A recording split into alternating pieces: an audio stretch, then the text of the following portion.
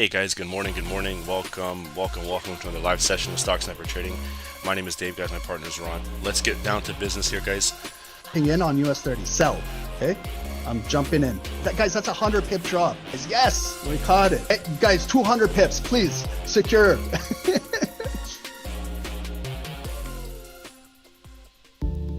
Trading with a perfect broker is the key, which takes you one step ahead. At AAAFx, we have you covered. The future of Forex is zero commission. Here at AAAFx, we offer ultra low commission, which starts at 99 cents per lot. Our account's spreads start from 0.0 pips. With account leverage up to 500x, and can have a minimum deposit of $100, with an additional 100% deposit bonus, regulated by HMC Greece, compliant with ESMA, EU, regulated with FSCA, South Africa. Nothing to lose, but something to gain. Trade with the world's most liquid market provider, AAAFx, recommended by Stocksnipertrading. To get started, use the affiliate link below.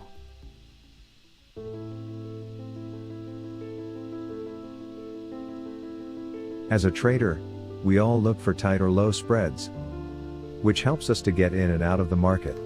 Using the right broker can help us try different strategies.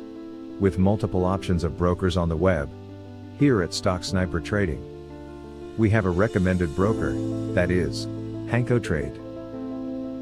With spreads as low as 0 pips and leverage up to 500x, HankoTrade is just one click away. With multiple account types to choose from, you also have a minimum deposit of $10. Using HankoTrade's affiliate program, refer a friend and earn up to a 40% commission on trading volume. Built by traders, for traders. HankoTrade.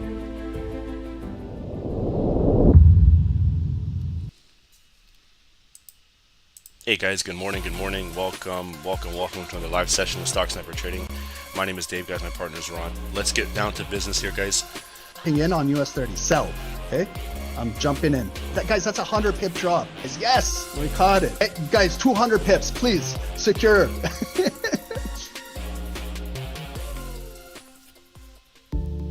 Trading with a perfect broker is the key, which takes you one step ahead.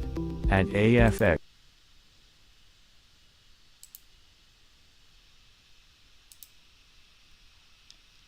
Recording in progress.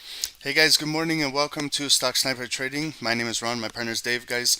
Welcome. It's Monday, September the 4th. It's just after 7:30 a.m. Eastern. Thanks guys for joining.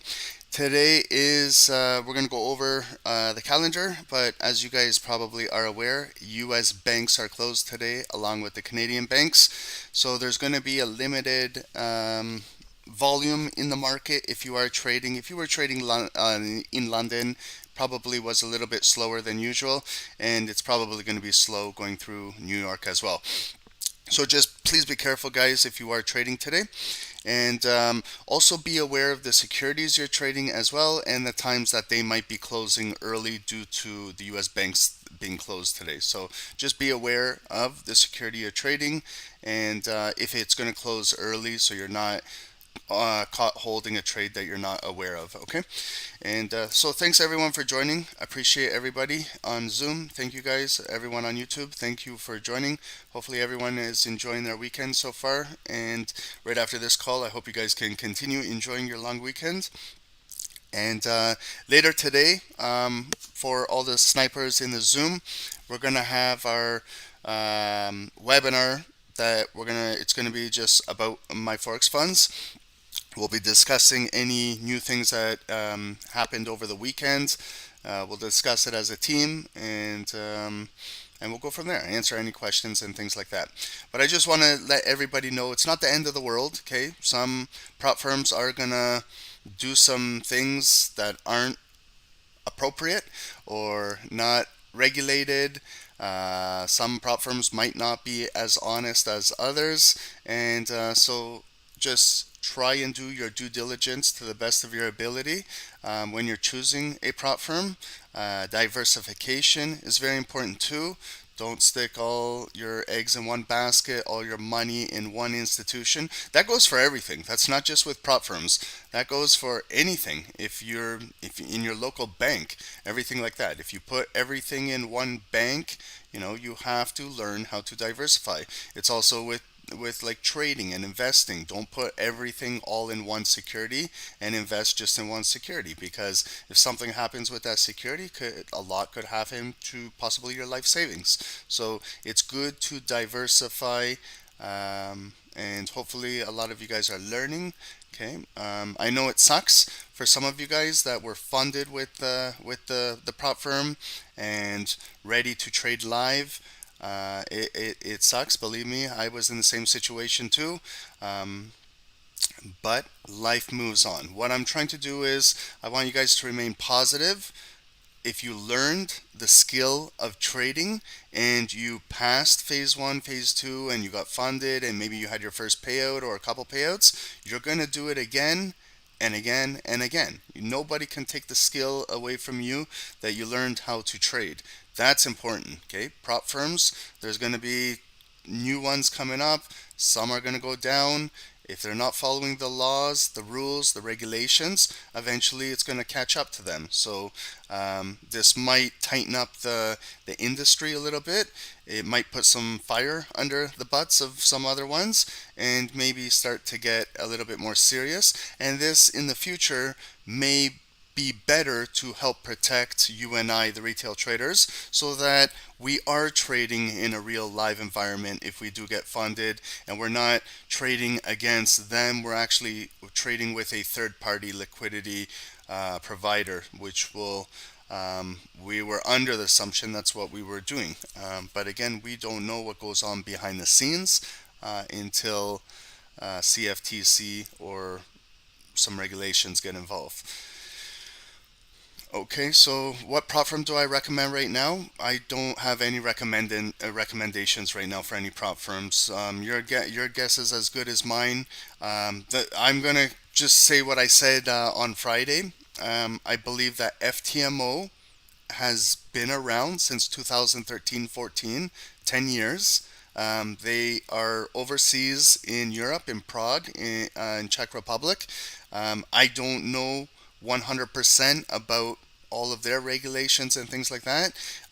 Again, that's part of your job to do the due diligence, not rely on other people to tell you which ones are the best. I have no idea. I've never used FTMO, so I'm gonna, before I use them too or look at them, I'm gonna do my due diligence as well, as opposed to just jumping in right now and just buying another prop firm and hoping for the best. So take your time. If you have to take a week or 2 weeks off to figure out, I would stay on the sidelines right now until more things develop and see which ones stand out better than others. So just take your time with those, okay?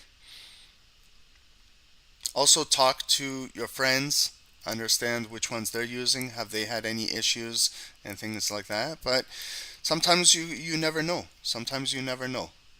That's the thing. Okay guys, so thanks everyone for joining. What we're going to do is we're going to get started with Forex Factory, just to get a little weekly overlook of what we're how the week is shaping up, which day is more volatile than others, which day has more high impact news this week. So today, right over here, all day Canadian bank holidays and all day US bank holidays. So today I recommend that everybody takes it easy trading today. Maybe use today as a day to do your weekly analysis, maybe your top-down approach for any of the securities that you're trading. Get yourself situated for this week as opposed to just trading a low volume day. And also spreads and things like that. So make sure you understand and look at these things, okay? At 9:30 a.m. Eastern, normally when we have Wall Street market open, we have some European news. We have England Central Bank ECB President Lagarde speaks at 9:30 today in just under 2 hours. And we don't have any too much going throughout the day. And then the markets are going to start to close early today due to the US bank holiday. So today, not the best day to be trading. Let's see tomorrow. So tomorrow it starts with 12:30 a.m. in Australia. We have some Australian red folder news. If you're trading anything to do with the AUD, we have cash rate and the RBA rate statement tomorrow at just after midnight. And then we get into London session, 3 a.m. Eastern. We've got Spanish services, Italian services, French services, German services. So a lot of European news. They're yellow, low impact folders. There's still going to be volatility, but it's not going to be as much as if all of these folders were all red folders. So London tomorrow, we're going to get better volume trading throughout the markets.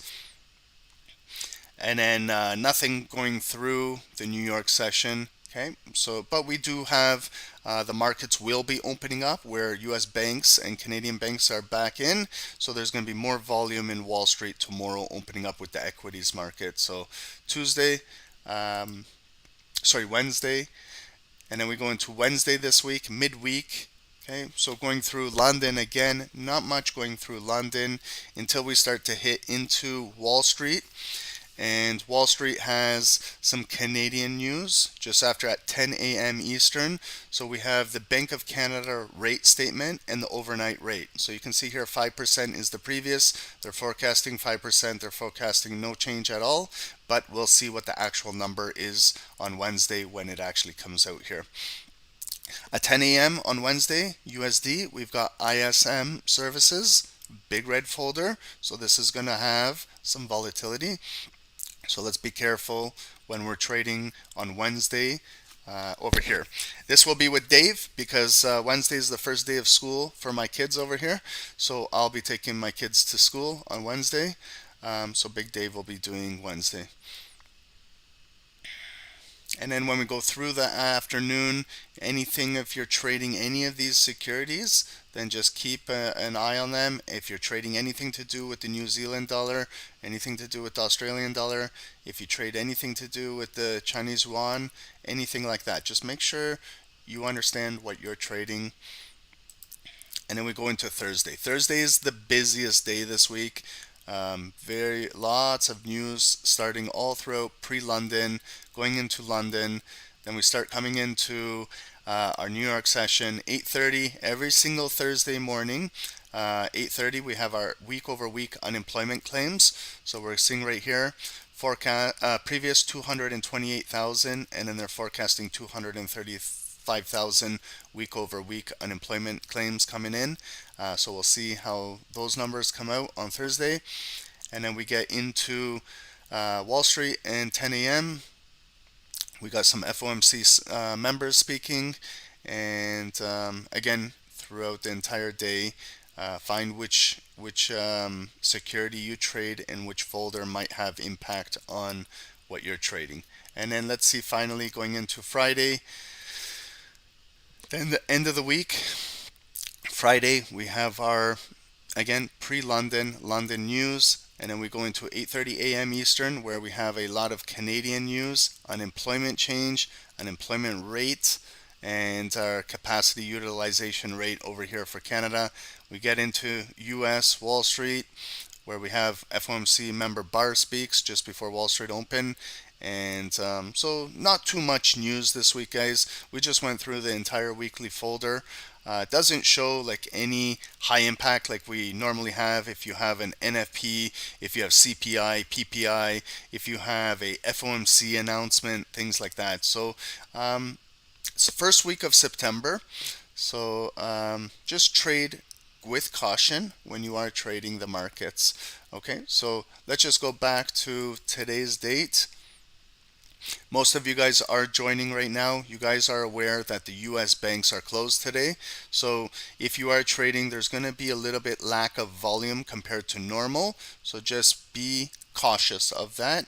And also spreads might be different than you're normally used to due to that lack of volume in the markets. Okay, so let's get started, guys. We'll get started by looking at gold. Okay. So we'll start off by looking at gold this morning. COMEX market still is opening up, okay, at 820. So that's why we'll start to look at gold this morning. We'll do a top-down analysis with gold. Okay, and over here we have Bookmap live liquidity. It is currently on gold right now. You can see we're above the VWAP right now. This white line is the VWAP, which is the volume weighted average price line, and these are our offers above us, these red offers in the current order book, and these are our green bids currently below us. This is our volume profile right over here, so we got a lot of buyers coming in the market, and this is our cumulative volume delta indicator down here.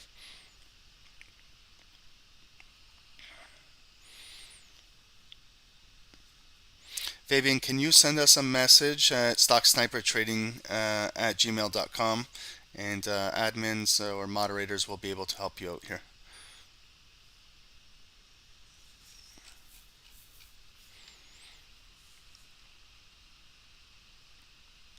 Okay guys, so let's take a look at gold. Okay, so I'm going to start off with a weekly. I'm going to go to the weekly, and we're going to get started looking at how gold is moving. Okay, so I'm on the weekly time frame, so each one of these individual candlesticks is a 1 week, 5 days in trading. So we're starting to see it. So up here you can start to see that there's a lot of resistance on the weekly over here, which in turns into like monthly resistance back in February of 2022. You can see that gold is not really breaking this area. These are our all-time highs up here, 2070, 2000 up here, all-time high back in 2020 when the pandemic started and all that. We had the all-time high on gold, and since then we came back down. We came right back up again in 2022 March, all the way right back up there, right into that all-time high territory, like kind of like an equal double top up there, and then it got rejected and we came back down, and we came all the way right back up into that all-time high territory right over here in May of 2023, and since then we've retraced all the way right back down, where we pulled right back up to 1985 over here, and continuing to push down where we took out these lows right down here. So you see where we're trading around 1885 is where our current gold support is, and since then we had this bullish engulfing candle, and last week we had another bullish week on gold, continuing to come up to 1955 and close at 1940, and now we're starting our weekly candle today with US banks being closed today, so lack of volume, but this weekly candle, if open bullish, if we can hold at least 50% of our previous weekly candle around 1925, 1930. If we can hold this after a small pullback down into here, maybe we'll pick up some more liquidity, more volume inside here, and come right back up. But all we have to do is kind of fill last week's wick to 1955, and maybe we can start to break out a little more further up into here, and maybe make our way up to 1970s, 1980s, and then ultimately 2000 above here once you clear all resistance. But right now, like if you look where gold is getting rejected, we're getting rejected right here. We're getting rejected over here.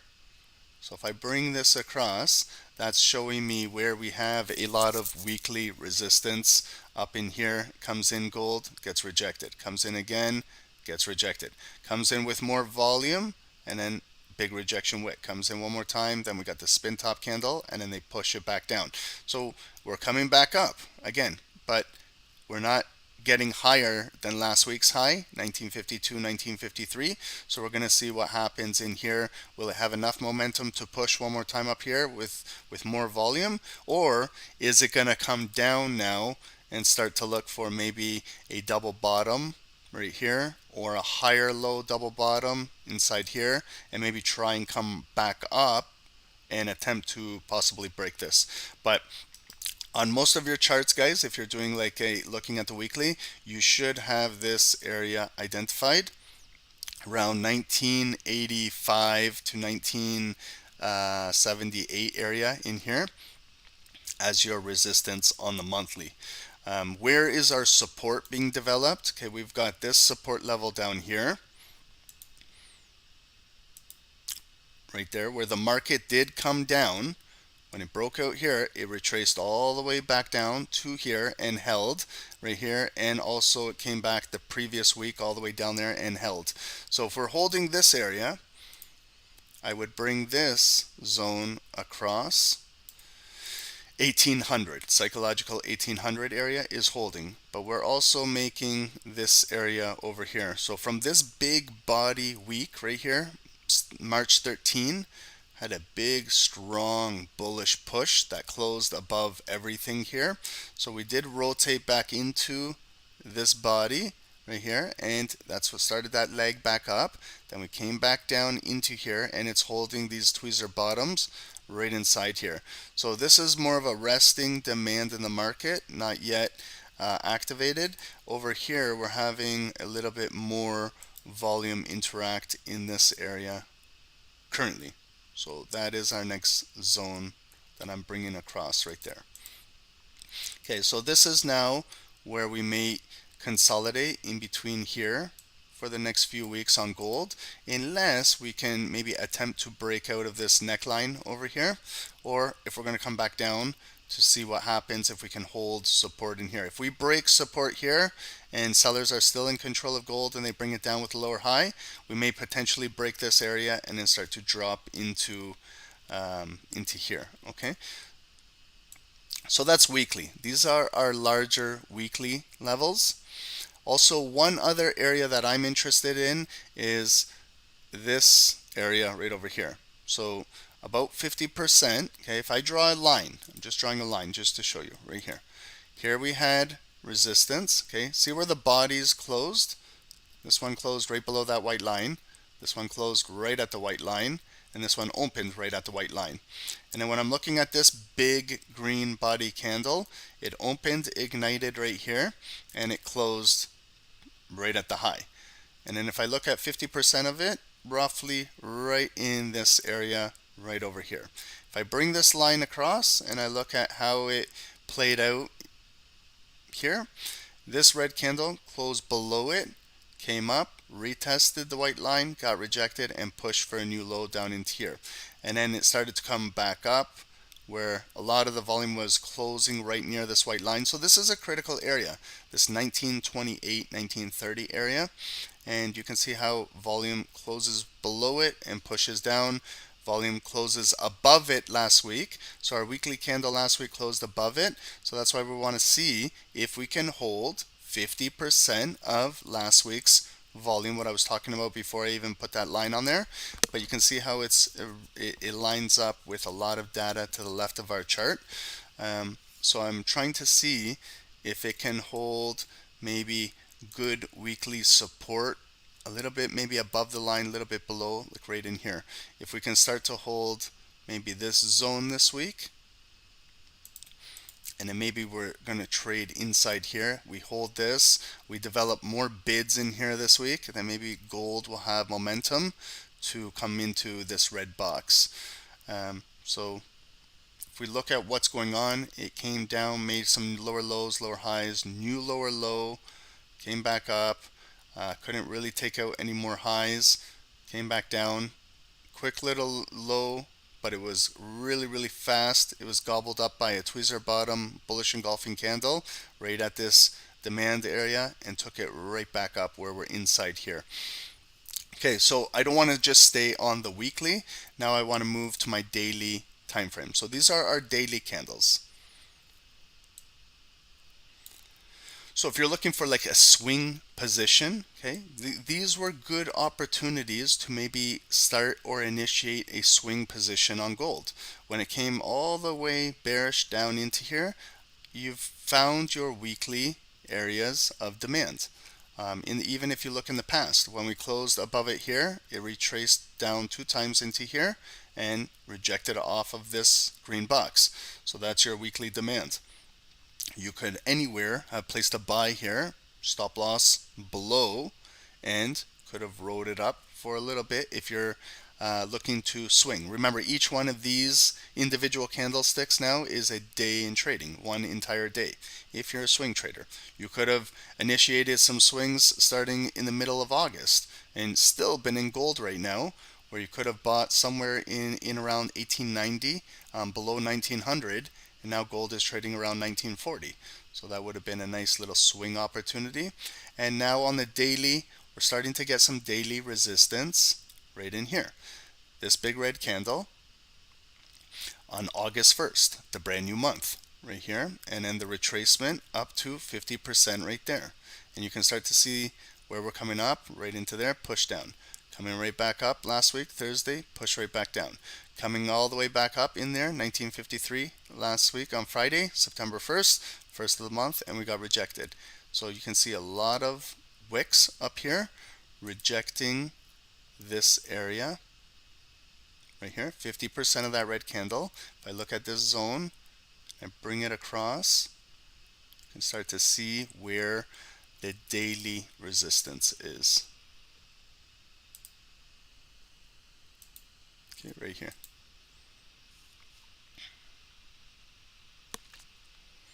Okay, so you see how I'm just making my zones tighter. This is more weekly resistance up here. Okay, you can even label it if you want, weekly resistance. This is more daily resistance right here, because I'm going to go into a lower time frame. So I'm just trying to place my zones and then watch. So now you can see how the daily candles are trading. They're trading with lots of indecision inside here, not really moving anywhere. So it's not the best to be trading right now, especially today too, with the US banks closed. So if we're consolidating in here, okay, let's say it's going to consolidate in here for today, maybe tomorrow a little bit. So maybe this is going to be our zone of consolidation. And then what type of pattern do we have developed? This is one leg coming down, all the way down here, found the bottom, and it's retracing right back up. But we still have to respect all of this, that the selling pressure is still in control. They're still pushing this down. This is a lower high from over here, up here. This is a lower high. So you have lower highs, lower highs, lower highs. So sellers are in control. But what can happen is we came down. We're rotating right back up into here where we're consolidating in here.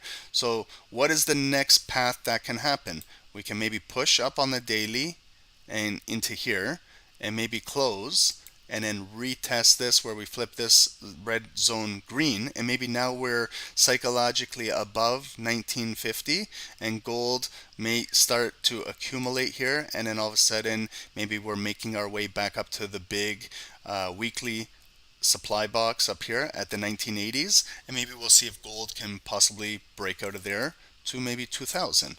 If there is demand for gold, depending how the US dollar is going to trade this week. So that might be a possible bullish path for gold, but we do need to start to clear and close with some volume above this area, above 1952, above here. One other area is maybe more offers and more supply is going to start to enter the market and not allow gold to close above here. Then if sellers continue to take control, maybe push it gold down into this critical area, 1928. If it cannot hold in here, sellers might push through and close it below here.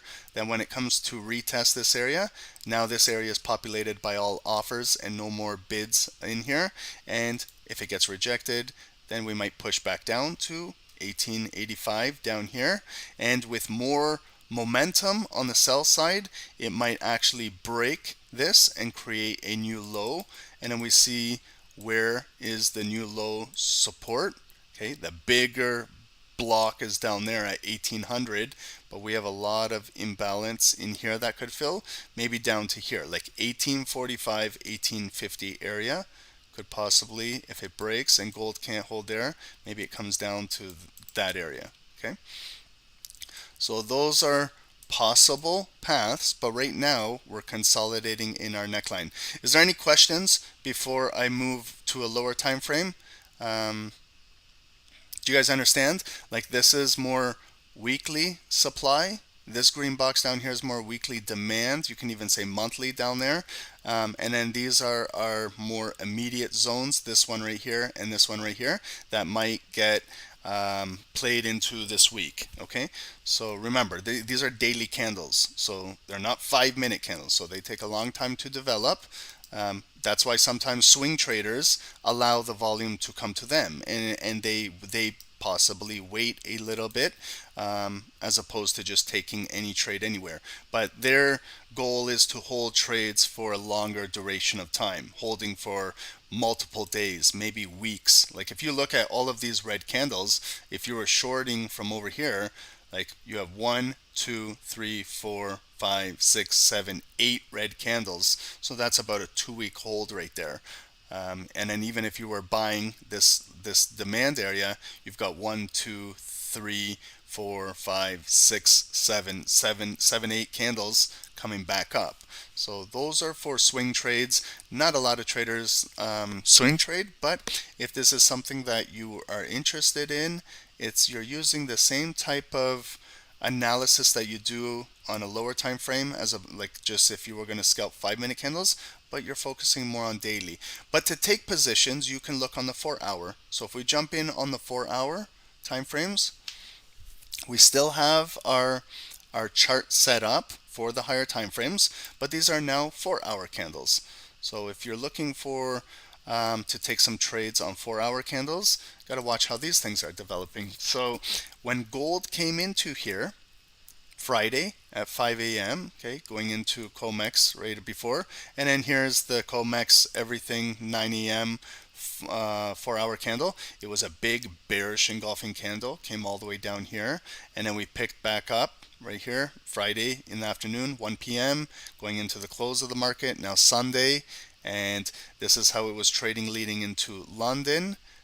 And here we are. So this is what our 4-hour candles of gold are doing. We have a 4-hour resistance level right here, turn to support. If we look over here, this used to be 4-hour resistance, this white line. We had volume above it right here, so then it turns to support, and we pushed right below there, but it closed again right at that resistance support line. It was holding, so we had support come all the way back up, and now we're rotating right back down. So this area 1937.86, sorry, 75 on gold, could be holding as a 4-hour support line.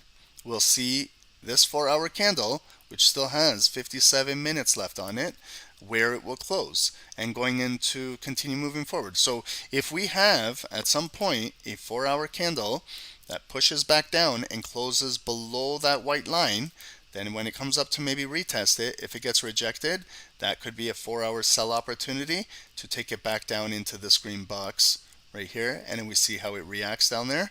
If it can maybe have buyers and then bring it back up, pull back here, and then it's another lower high and break down, then we're looking to break this 4-hour structure in the market around right here at 1913,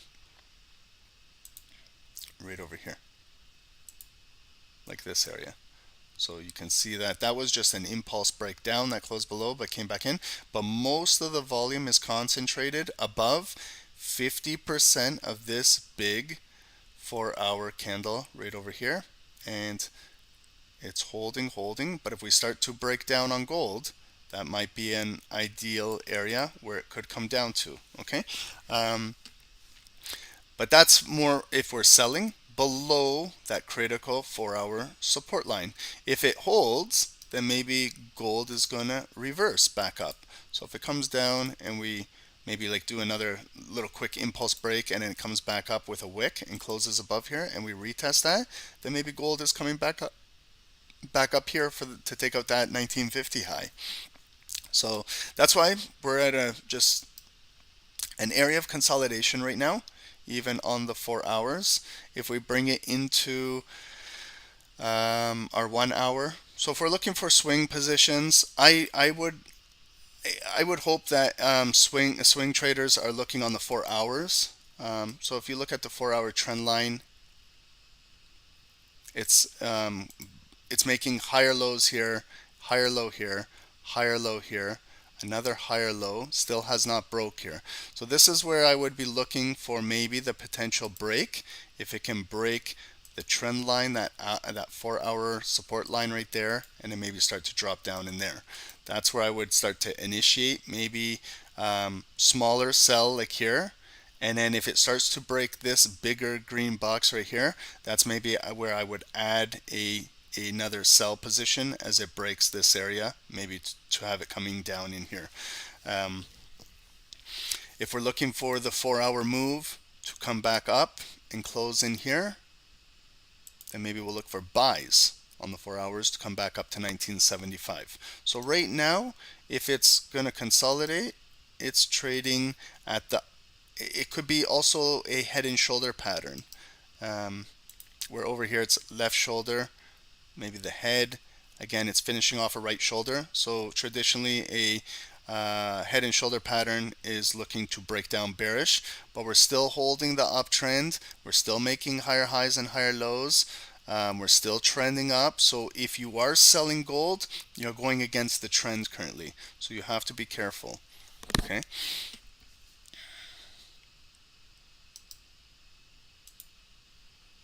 Okay, so I'm just going to go now to the 1 hour to see how it's been moving the last few hours.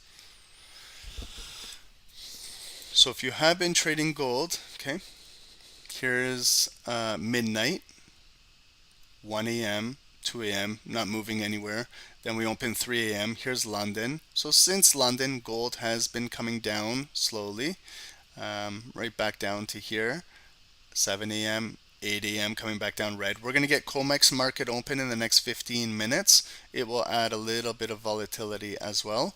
But this is how we're trading on the 1 hour. So it's been making a pretty positive bullish move all the way from down in here where it came up into this area of supply, push down. We finally broke above it with this big push at Tuesday 10 a.m. on news. And we consolidated. We had this flag pattern where it continued to make that high, and since then we came down here, but we're not losing this area, this white line, that 4-hour support line. The hourly candles are not breaking it yet. There was a couple impulse moves where it came down but back up. So right now we're just kind of consolidating inside this range. And then if you're looking to scalp today, this is what we're looking at on the 5 minutes. Okay, we've got a little bit of 5-minute support currently right here, 1940 it's holding. We do have a little bit of resistance right here, okay, at 1942.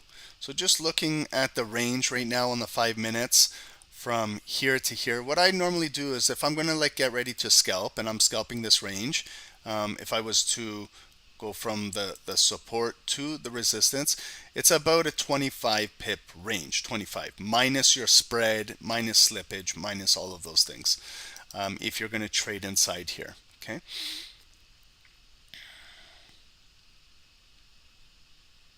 So what we can do going into COMEX is possibly we'll wait to see what happens below here. So I like to just do like a green box for visual to kind of let everyone know that there is good support still holding here. So it might come down and still hold here. What we're looking for if we're scalping, if it's going to continue selling down, we want to see it break here, maybe retest this, then take out that 1937 white line, maybe see it push down into there. Back down right here, okay, because that was that initial break from that white line. How far down it dropped down right there to 1934 and came right back up. So that's one area.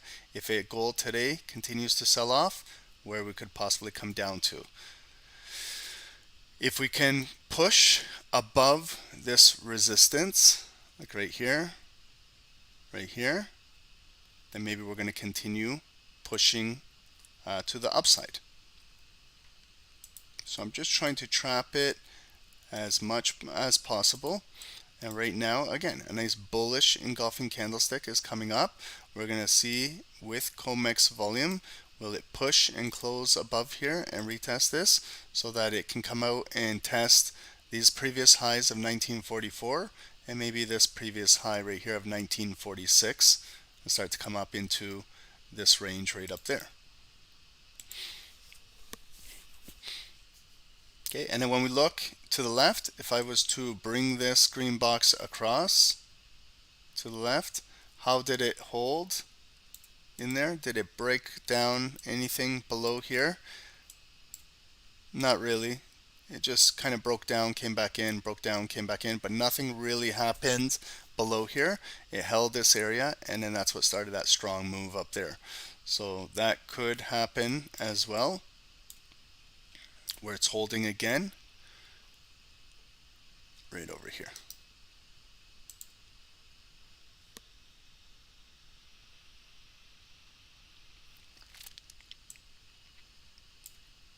Okay, so I will add now like a 9 EMA on our chart, 9 EMA, this green line. So we're holding above the green line. The 200 EMA is right above us at this red box at around 1942. So we do have 200 EMA resistance above us.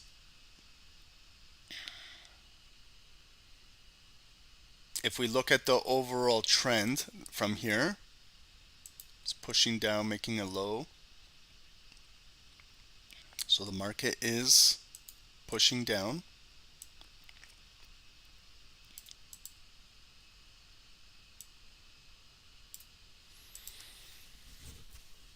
Okay, and so we're about 10 minutes away from COMEX. So we'll just watch COMEX market open. Might be the most exciting open we have this morning because we're not going to get much with Wall Street or anything like that due to the US banks closed.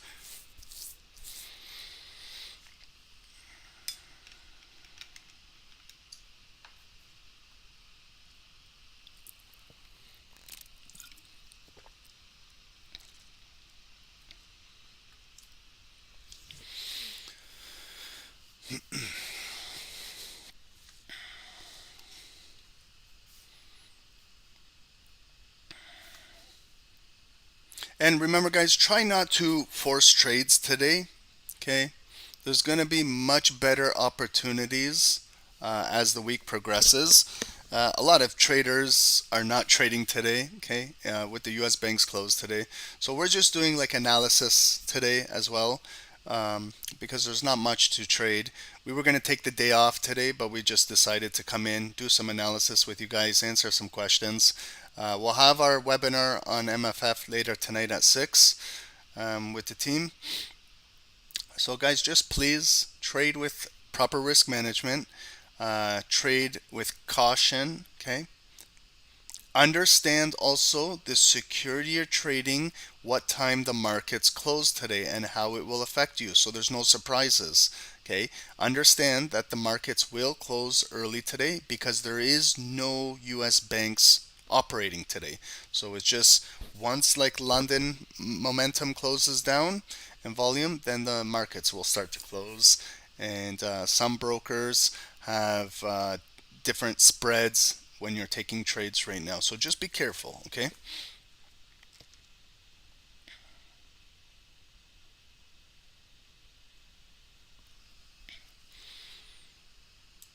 Okay, so what do we see right now? It's just trading sideways. We've got some selling pressure coming down, buying pressure bringing it back up, selling again. We're right in here.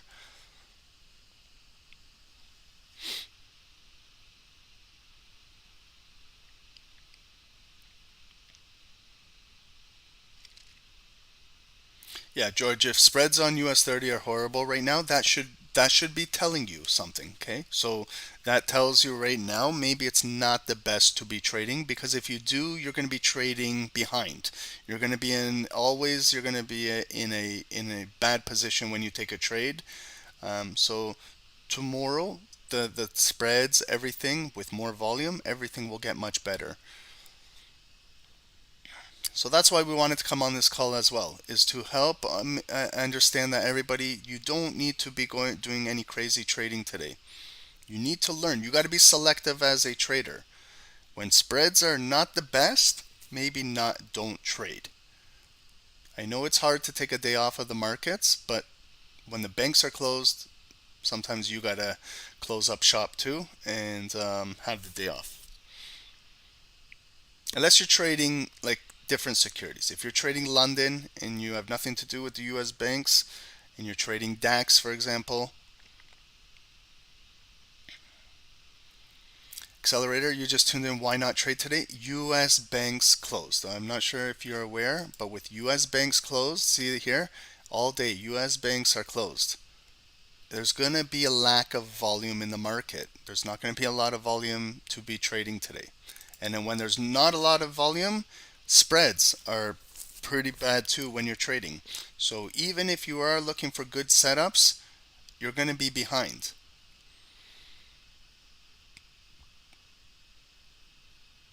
If you're practicing, it's great for practice, but there's going to be better days to trade to make profit.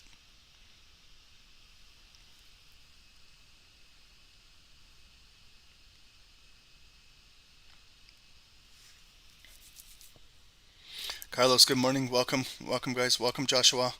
Sport Lotto, welcome. Good morning. Good morning Sherry. Welcome guys.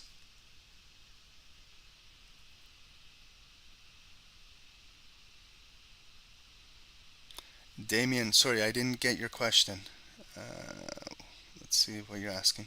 Damien, good morning, bro. Really appreciate your analysis. What would you say one thing that can change my trading career? One thing that can change your trading career. Probably I can list a lot of things that can change your trading career, but I understand why price action and some of your Bookmap education would this help. And if this would help, can just focus on risk management and psychology. There's a lot of things that I can talk about. First of all, I don't even know how long you've been trading for. I don't know any of your background or anything like that. But if I can give any advice to not just you, Damon, but to everybody, if you understand technicals like this, if you understand how to identify a support, a resistance area, you understand your price action, you understand your candlesticks, you understand your different time frames. What I would focus more on is the psychology of trading, risk management. How is your risk management? For anybody on this call, if you're looking to take your trading to the next level, you have to respect your risk management. If you don't do that, then you can forget about trading. It doesn't matter how good of a trader you are. You could be the best price action trader on the planet, but you have horrible risk management. You're gonna end up losing. It doesn't matter how good you are at reading patterns or identifying price action. If you over leverage your trades, you're going to lose money.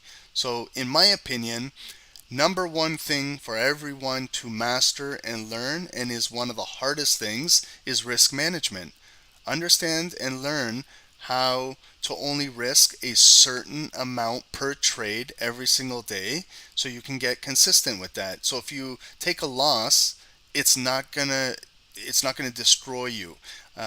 It's okay if we take a loss with proper risk management. You'll come back and make another trade and get that back and continue moving. You might have a bad day in the market, but you've only risked 1% that entire day, and then next day you review and you come back. There's traders that are risking 10%, 20% in a day, and they're losing 20% of their account, and it's very, very difficult after that to try and come back from.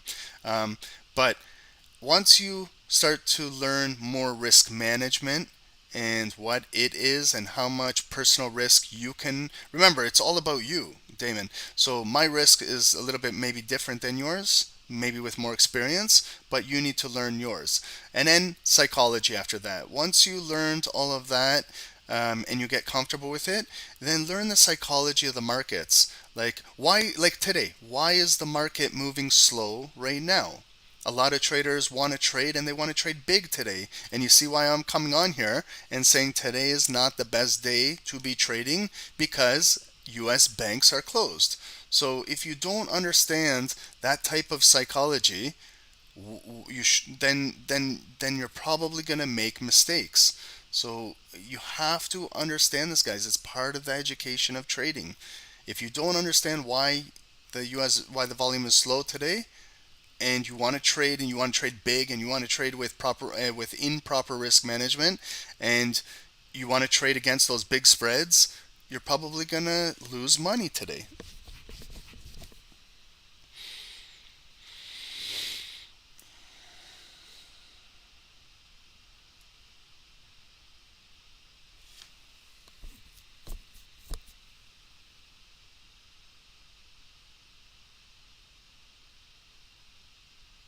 Damon, lastly, your best friend says it's gambling. Okay, then I've heard that all my life too. I've heard that all my life where everyone says trading is gambling. But there is some traders who make a living off of trading, and it's not gambling. You can make trading gambling if you want to, or you can make trading a business if you want to. It's again your psychology. How do you look at things? Do you look at the markets as it's a casino? If you do, you're probably going to gamble. If you look at the markets as it's a business, you're probably going to do really well. So it's all up to you, you know. I don't listen to what other people say. That's just the type of person I am. I don't care for other people. I don't trade for other people. I trade for myself. So whatever other people say on the sidelines, I kind of tune it out. Doesn't really affect me. They don't pay my bills at my house, so I don't really take what they have to say. You know, so just focus on yourself. Again, it's up to you. A lot of traders who want to gamble, they treat the markets as if it's a casino, and they probably lose a lot or blow up a lot of prop firm accounts or lose their own money. Okay, so but it's if you're really smart and you consider this to be a business and you take it very serious, then you could probably do really well in the markets. So don't always listen to your friends or other people. Focus on yourself. Okay, so this is COMEX market open right now, guys. It's 8:20 a.m. Eastern. Okay, so we opened up with a red candle coming down. So it came all the way from here, 1940. We came up to this resistance area, 1942. So that's about a 20 pip move if you are trading. I know it's one big candle, two big candles, three, but that's the range today, 20 pips. And when it came up there, it started to sell back down, but we're going to see if it comes back down to the red box or if it holds in here.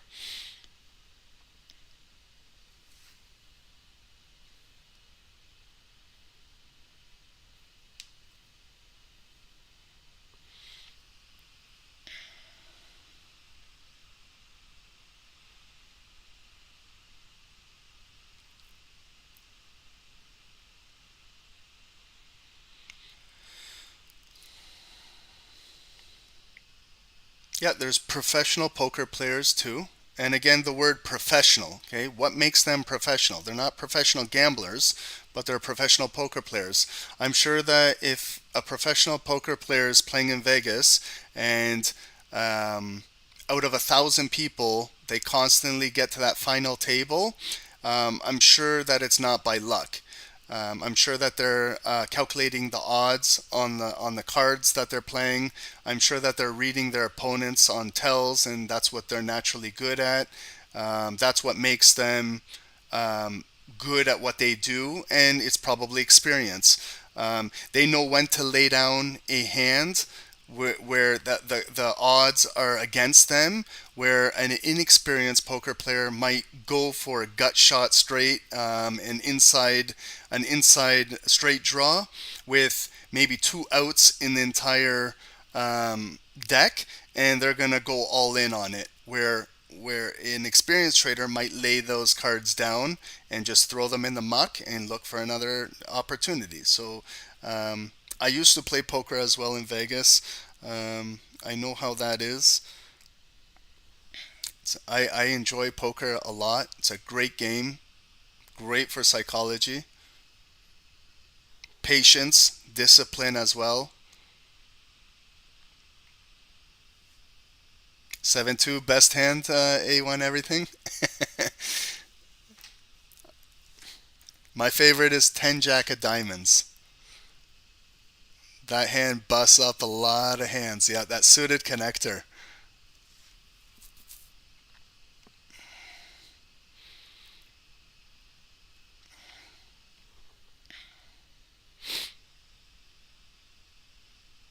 Carlos, 9 queen of clubs.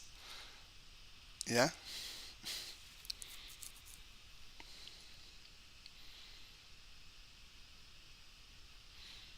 You've sometimes folded king ace. Yeah, ace king, big slick. It's not the greatest. If you don't do anything with it off the flop, but you're attached to it.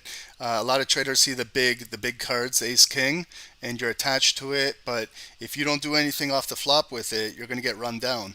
It's a coin flip. If you have ace king and I got a pair of fives, we're flipping a coin.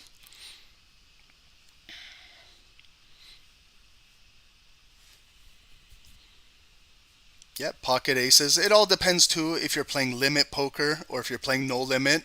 If you're playing no limit, then you can protect your pocket aces. But if you're playing limit poker, it's very difficult to get people off of their hand. So you can keep being the big bully with pocket aces and protecting your hand on the flop, on the turn, on the river. But you're going to have someone chasing you the entire way, and they're going to crack up your aces.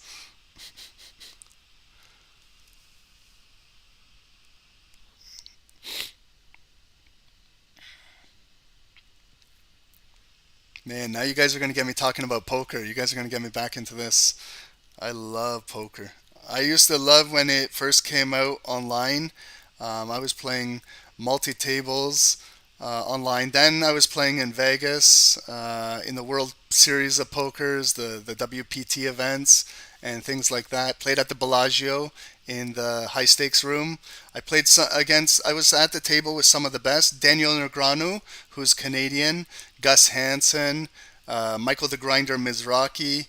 I had the opportunity to sit down with Doyle Brunson and learn from him as well. There was some amazing, amazing, amazing players. The one guy I didn't really like was the mouthpiece, Phil Hellmuth. I saw that guy get punched in the face in Vegas.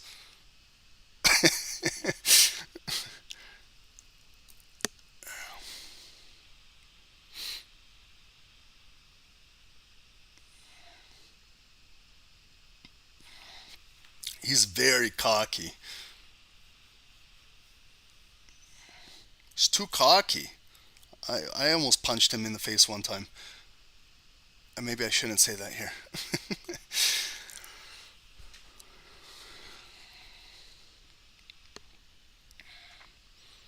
The best, in my opinion, guys, is Daniel Negreanu. Not because he's Canadian.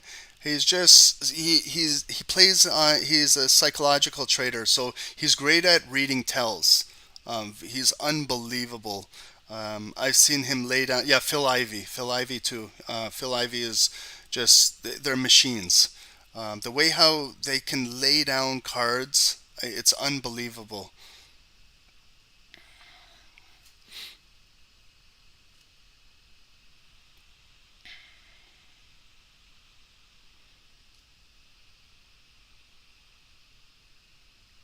Yep. So guys, like as we're talking about poker, okay, poker is fun. It's great, but there's a lot that goes involved in it. Like there's a lot of mathematics. There's calculations, calculating pot odds. It's not just the cards in your hand. So you have to count how much chips are in the pot. For example, like if you're playing a game and there's let's say $5,000 in the middle, and you know that you're possibly beat, but it only costs you maybe $200 to call to see the river, and you might have to go in because of pot odds. Like you have to do all these mathematical calculations in your head. A lot of people cannot do that, and that's why they're getting rid of hands, and then they find out that they won later on, or there's no money in the pot, and you might have the best hand, but there's no money to be made. So you got to kind of slow down. You got to slow roll your cards, and when you do that, you're trying to invite people to come in to make a hand if you've already made a hand, but there's no money. So you can't keep just going hard with it, because you're just gonna pick up the blinds and what's in there. So sometimes like that, when you're slow rolling and you're inviting people to come in, then when the pot builds, you might get rivered, and then it could ruin your psychology. So playing poker, it teaches you a lot. It can teach you a lot about trading as well. It can teach you about patience, discipline.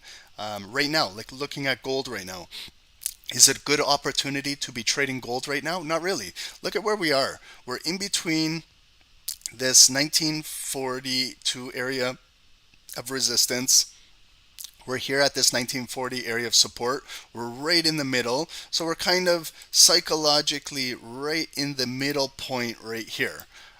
Is this the best ideal area to be trading? No, I kind of want to be more trading maybe up here, because if it doesn't break this trend line, maybe it's going to be a nice opportunity to sell up here again and bring it back down. Or maybe another buy area will be down here. So I have to maybe wait for it to come down here to decide. Maybe I want to buy this area, as opposed to just trading right inside here, right at the 9 EMA, right in no man's land right here. So maybe this area is not the best area to be trading. So right now it's 8:30. Did COMEX market do anything? Not really. So COMEX was right here, 8:20. Nothing. There's no volume today in the markets, guys. So that's why let's not force any trades today. We can see, like here on Bookmap, we can see we're right at the VWAP. It's very, very low volume day today.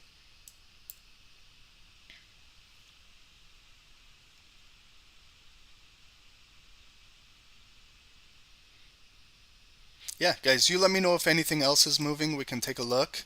I don't think we're going to get much movement on. We can look at US 30. We can look at NASDAQ. We can look at currency.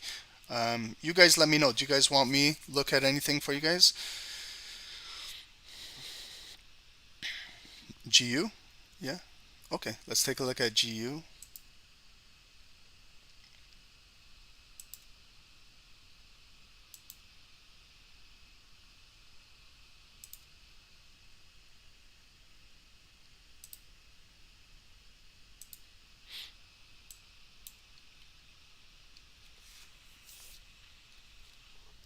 We'll do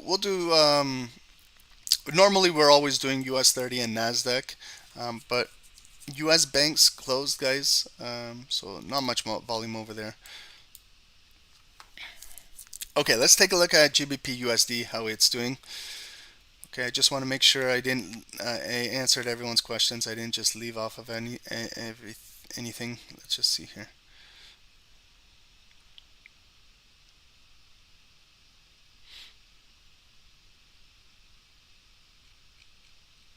Daniel Negreanu speaks fluent Romanian. I didn't know that. Yeah.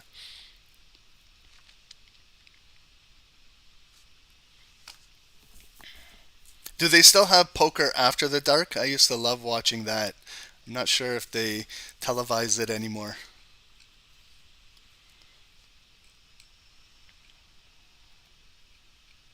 Okay, so let's take a look at GBPUSD, guys.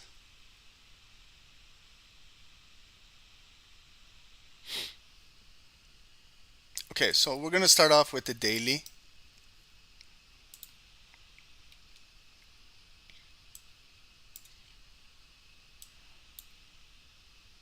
Okay, so now when we're switching mindsets. Okay, so now we're trading the pound dollar.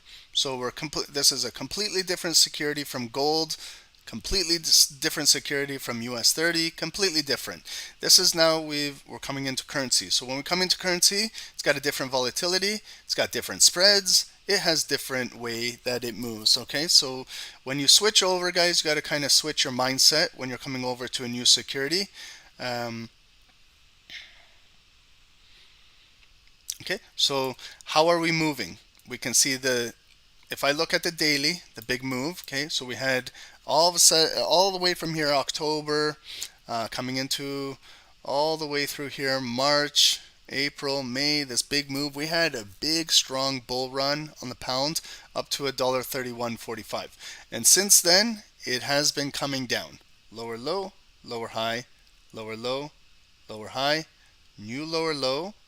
It's got that lower high last week up here, and this is where we are right now. So we're coming to a critical area on GBPUSD as well over here.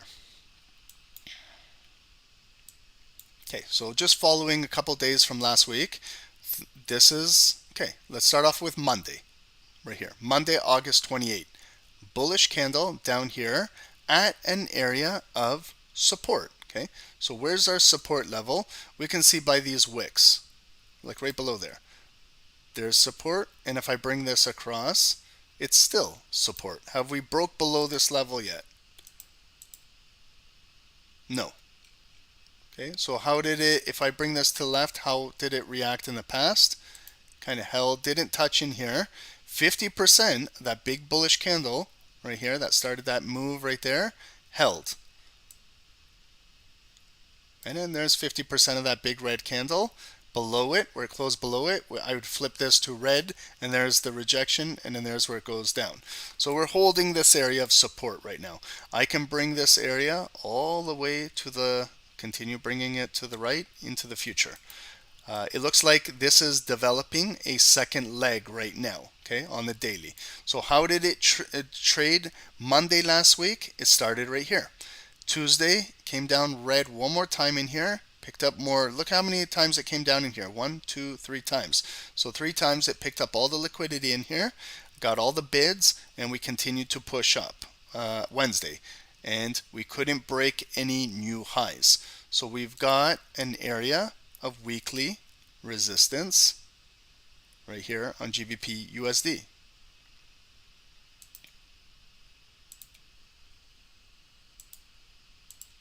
Okay, when did we come up there? Wednesday. So last week we had Monday, start of the week, Monday, Tuesday, Wednesday. Then we had a midweek reversal. Okay, that's sometimes how the markets move. They move early in the week, like today. They move early Monday, but today's bank holidays. But normally things move early in the week, Monday, Tuesday, and then Wednesday we had a midweek reversal. And then Thursday came down, bearish engulfing, closed below 50%, couldn't engulf the entire body. So then the next day, Friday, opened up bullish, came back up, got rejected, and then finished off the move all the way back down here. So there's our pattern. It came down, back up, there's our neckline, then we came back down. Now we might be coming back up. Like this is what we got to watch this week. If you're trading GBPUSD, we have to watch this second leg that's coming up. Will it come up? Will it break out of here to fill this wick right over here through that big red box? Will it break out above there? Will it come back down where we can flip this red box green with the volume above us, and maybe this area can populate with bids, and then all of a sudden GBPUSD is making its move coming back up to maybe here and making that move to 129, 130, like up to there maybe possibly. Okay, that's one possible path that we could be going on GBPUSD. Another possible path is it's coming up to about 50%. Maybe if sellers start to push this down, doesn't come up, it comes right up to here, and then they push it right back down, and all of a sudden selling pressure breaks this green box, and then we're closing below here, retesting this, then all of a sudden we're dropping back down into this area. Okay, and then it looks like kind of like a big head and shoulder pattern. If I was to bring this box across there, maybe all of this is kind of the left shoulder. There's the head that broke out, coming back in. Now we're trading, maybe finishing off like the right shoulder below here, and maybe it's going to start to push back down. But right now, we got to go with today's candle and take a look at how it's moving over here. So one thing that I always look for is how does it react around 50% of the previous candle. So I see they opened it today. We came up into just over 50%, but that's where the volume is right now. So if I'm watching GBPUSD on the daily, I'd like to see where this daily candle will close. Is it going to come back up and maybe engulf the candle and maybe have another day pushing up bullish here, or is it going to start to get rejected and start to exhaust the buyers, or the seller's going to push it back down, how will it trade in here? Okay, so we're at the critical area, could be the second bottom of a W in here. If we're not going to sit on the daily candle all day, then what we got to do is we got to move to a lower time frame, hourly. Okay, so we can trade hourly candles, but now we've got our bigger daily resistance and we have our daily support. These are our hourly candles now. So if you want to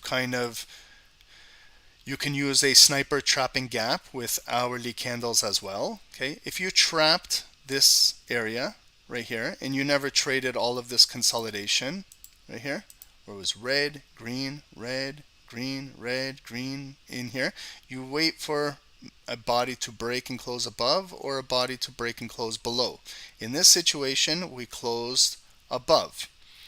And what we can do is you can take a trade on one of these candles that opened next one and then place your stop loss below previous structure. And you could have been in a buy from over here Sunday, like at midnight, if you were watching this, and been in for a couple hours as midnight, 1 a.m., 2 a.m., 3 a.m. is London, 4 a.m. is coming up, 5 a.m., 6 a.m., and now it's retracing back down. So that could have been a possible buy opportunity if you trade on the hourly candles.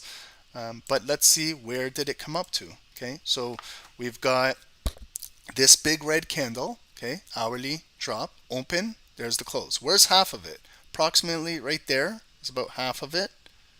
How does it line up with anything structure to the left? Okay, but I can see already the structure it built right here. Okay, so that wick, bringing it across right there. Now I can see where the hourly resistance is. So I'm drawing a red box right here.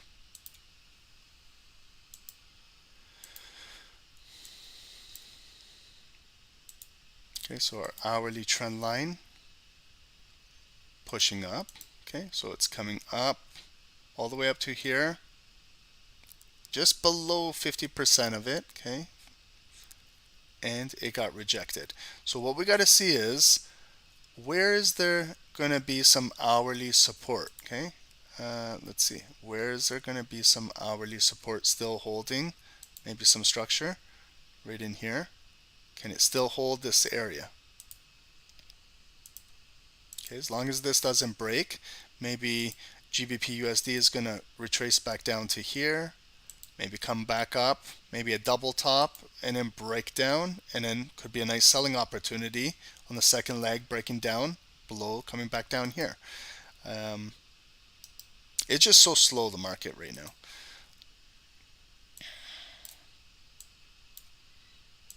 But what I would do is I would place an alert for above this area, 126.40 area above here, and watch. See if hourly volume comes back up here, maybe close above, retest this, and then push up to, look to the left of the chart. Where could it possibly go? It could go into this area right over here.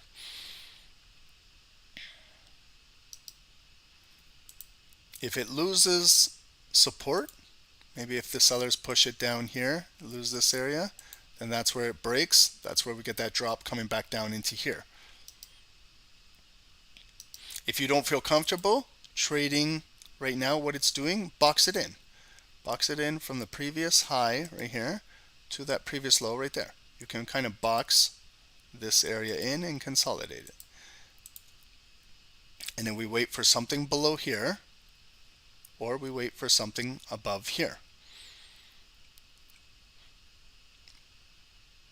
What you can do too is, if you want to do like a Fibonacci, okay, from this previous high right here to the previous low, we'll catch this retracement that's happening right now in the market. So if you want to grab your Fibonacci tool on the 1 hour, from this green candle, the high, 127.13, and bring your Fibonacci down to that wick right there. Okay, so all I did was I brought my Fibonacci from this previous swing high right here, this green wick, and I brought it all the way down to this previous low right here. So now you see how it's got my Fibonacci numbers. There's my 618. 126.61 right up here. There's my 0.5, 126.45. That's that area I was just saying, 126.42, 45 area. Watch that for a potential buy. So if we see hourly volume on GBPUSD come and close above that red box, above that 0.5, maybe closes like that, retest it, then we could buy going up to 618, maybe up to the 786. Maybe it makes a full retracement all the way back up to there.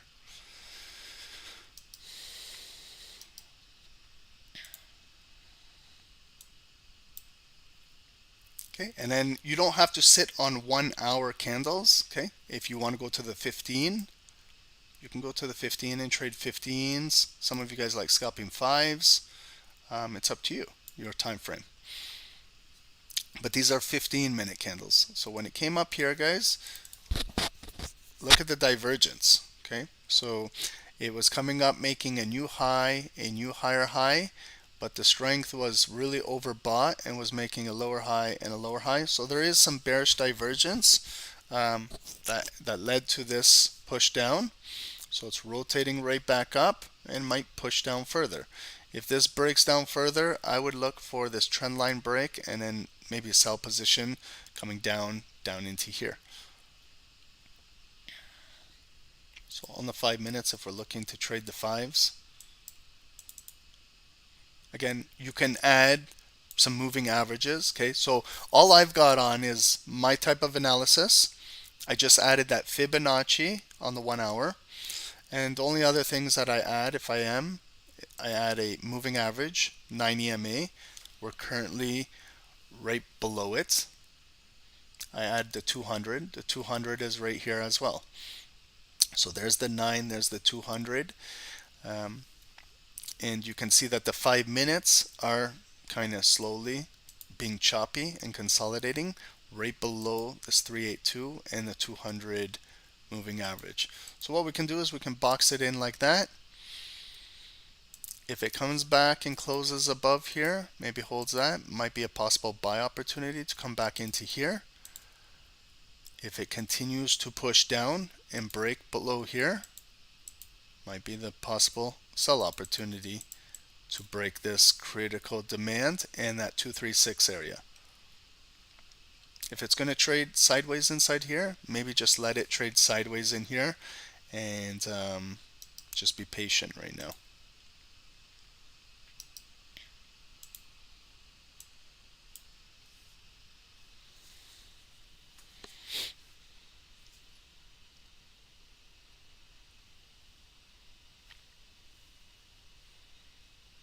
DAX was a good opportunity, guys. DAX was a great opportunity for a sell. We have in our signal right here.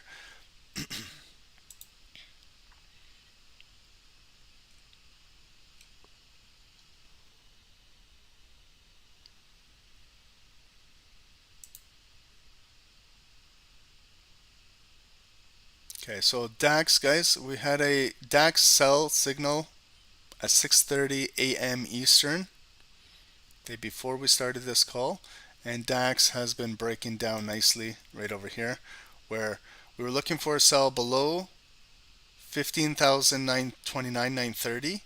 Okay, and then you can start to see we watch for when some volume closes below. There might be some close below and then a retest.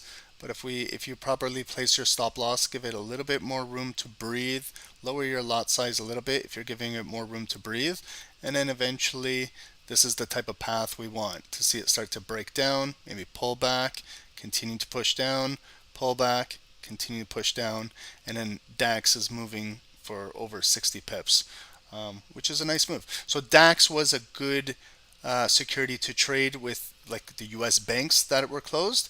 DAX is not affected. The European market is still moving.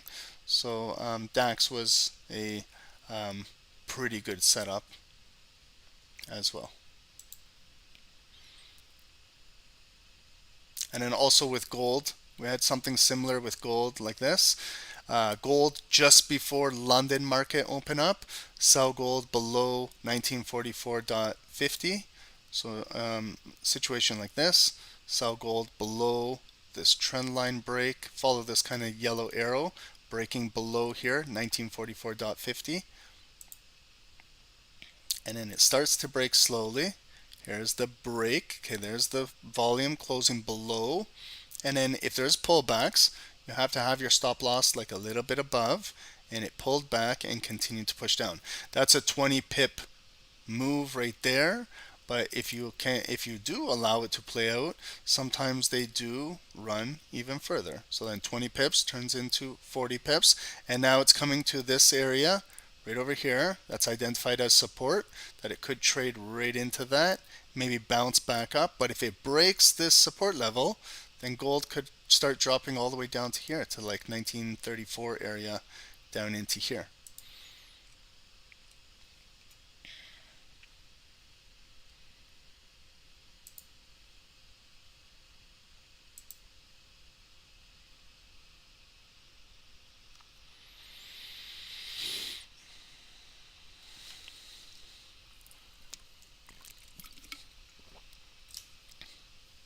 Okay guys, so like for GBPUSD, right now it's a little bit slow. Like you can tell by the size of, like if you're a 5-minute trader, you can tell by how the price action is moving, a lot of indecision.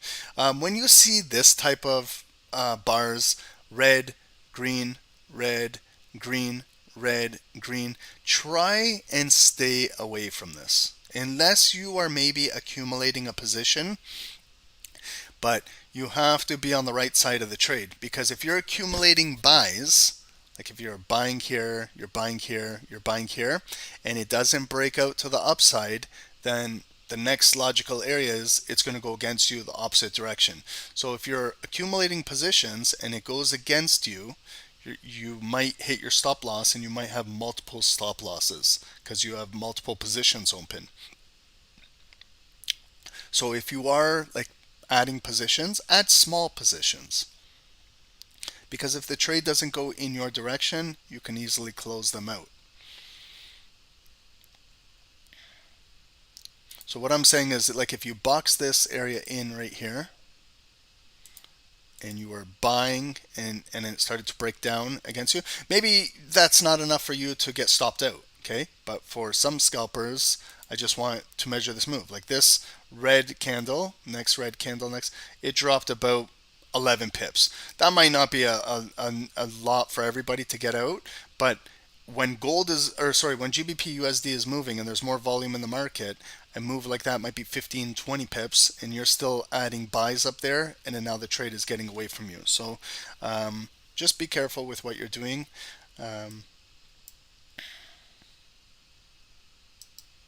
The most important part of trading is risk management. Once you can understand your risk, trading is going to become much easier. If you haven't figured it out yet and you're still over leveraging and you're still struggling, you got to start somewhere. You have to start, okay? Once you start fixing your leverage, start fixing your risk, you're going to allow trades to develop, as opposed to just getting in a trade and panicking and then closing it, getting in again, panicking, closing it, getting mad now, revenge trading, and before you know it, you're having a horrible day when you didn't even have to. Okay, so GBPUSD is just trading around here. Let's take a look at gold.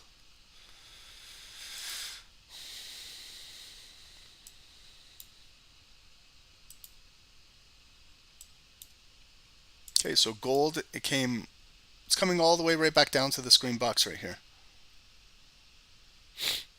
Okay, so could be developing a double bottom, possibly, like where it came down here. That's one bottom. There's our neckline. It's coming back down. Okay, now it's barcoding. Red, green, red, green is halfway, another small red candle. We're getting close to 9 a.m. So we're going to see if gold can continue maybe to come up here.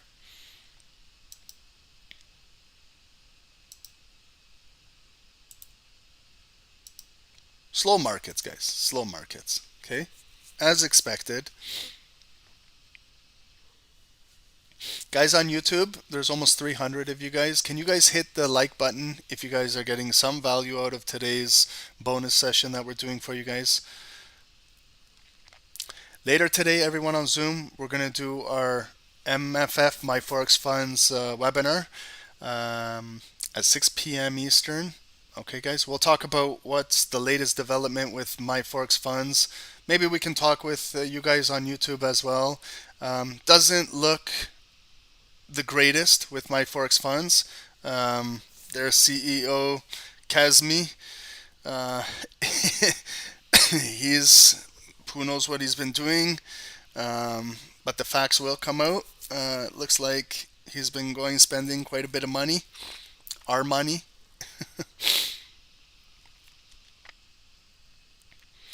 Guys, I just want you to understand, in the financial sectors, you're going to find dishonest CEOs, you're going to find dishonest companies, you'll find dishonest banks, you'll find dishonest prop firms, you'll find dishonest people in this industry. Okay, it's if you think everything in financials is honest and transparent, it's not. Okay, I've been a trader for over 20 years. I've seen probably everything. So I don't like. Am I surprised about this? Not really. Like, I don't think anyone should be surprised about if prop firms pop up and take our money and things like that.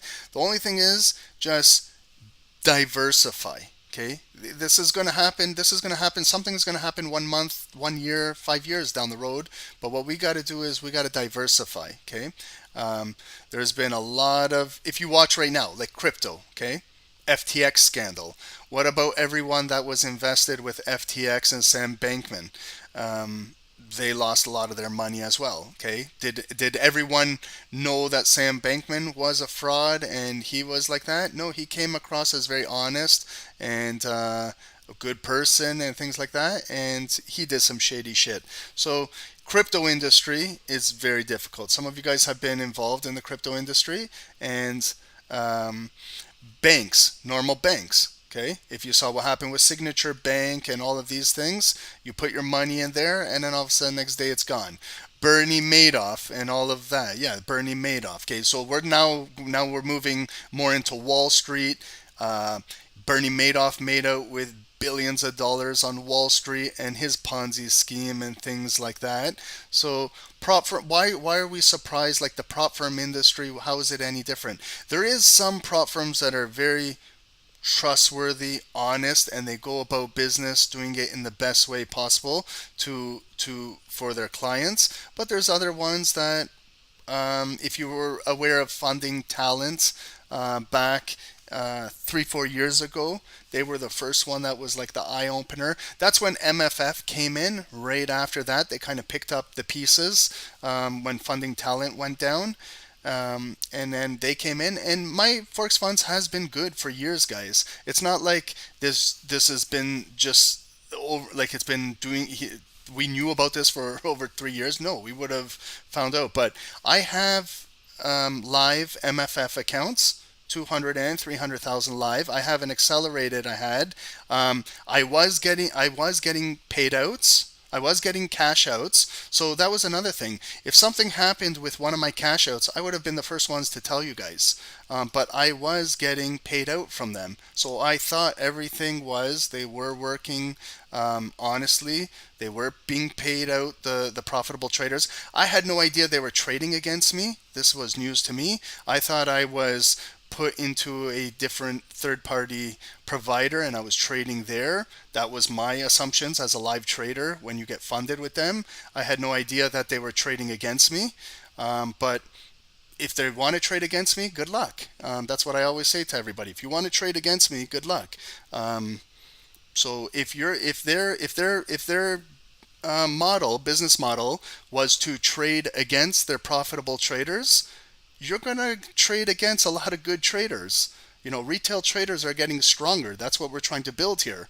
We're trying to empower retail traders. So if retail traders took MFF for all their money, you know what? I'm happy for all the retail traders. Good for you guys. That's you're doing your job as a trader. If they want to bet against you, you know, I've had people bet against me all my life, and I welcome that. I don't care. But the one thing I don't like is how they can slip you up. You know where those comments slip you up to hell? I told you guys when I was trading live, you know, when I couldn't believe how I was getting slipped up. I even told you guys, I think on a live call, I could not, when I was looking at it where I thought I was closing out.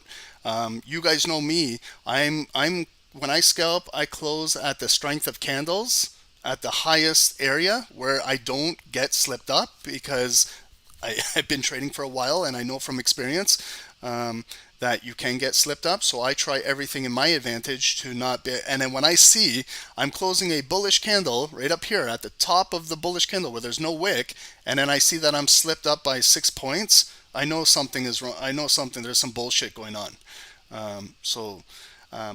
Dave and I, we're the first ones to tell you anything. We're very transparent and honest.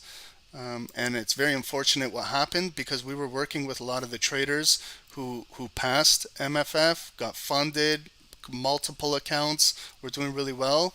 But it's not the end of the world, guys. Remember, if you learn something trading, you can take with this for the rest of your life. Okay, so you're learning skills. There's going to be better prop firms. There'll be lots will come and develop from this. Maybe there needs to be some regulations on a lot of these prop firms because there's hundreds of them popping up every week. So maybe this industry needs to be regulated a little bit. Yeah, a necessary shakedown, Rob. I agree with you because they can't continue doing this because if we're buying prop firms, you could be buying into a scam company.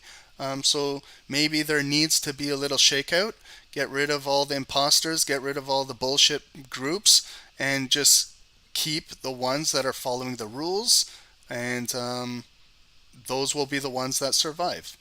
Should we expect a refund? I don't know. I don't know. I'm not the legal counsel. Right now, their assets are frozen, so I don't think there's going to be refunds anytime soon. I hope that there will be a refunds for everyone that bought. Just call your credit card company and try and dispute that it was fraudulent and maybe get your money back.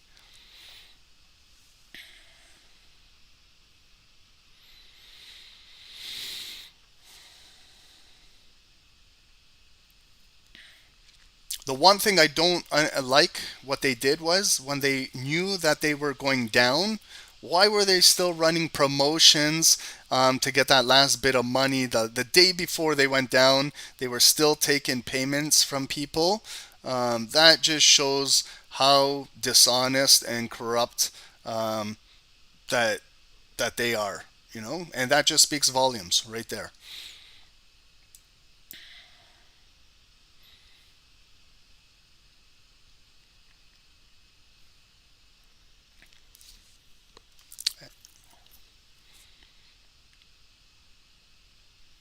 And then they're going buying luxury houses and luxury cars.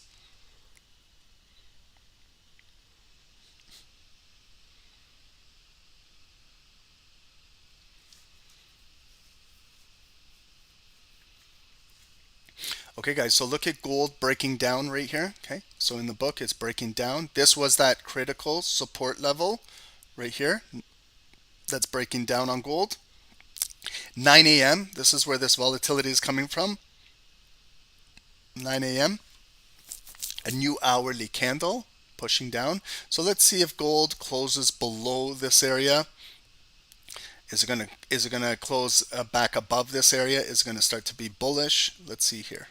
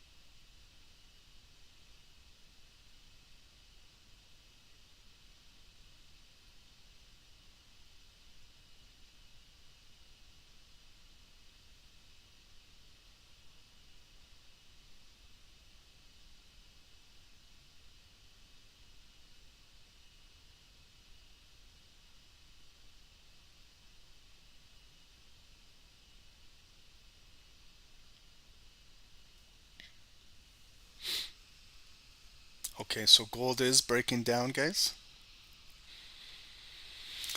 It's going to close in 30 seconds. So we're going to go through the motions, okay? So we're going to watch how it closes. Okay, so first time maybe closing down below the screen box in a long time.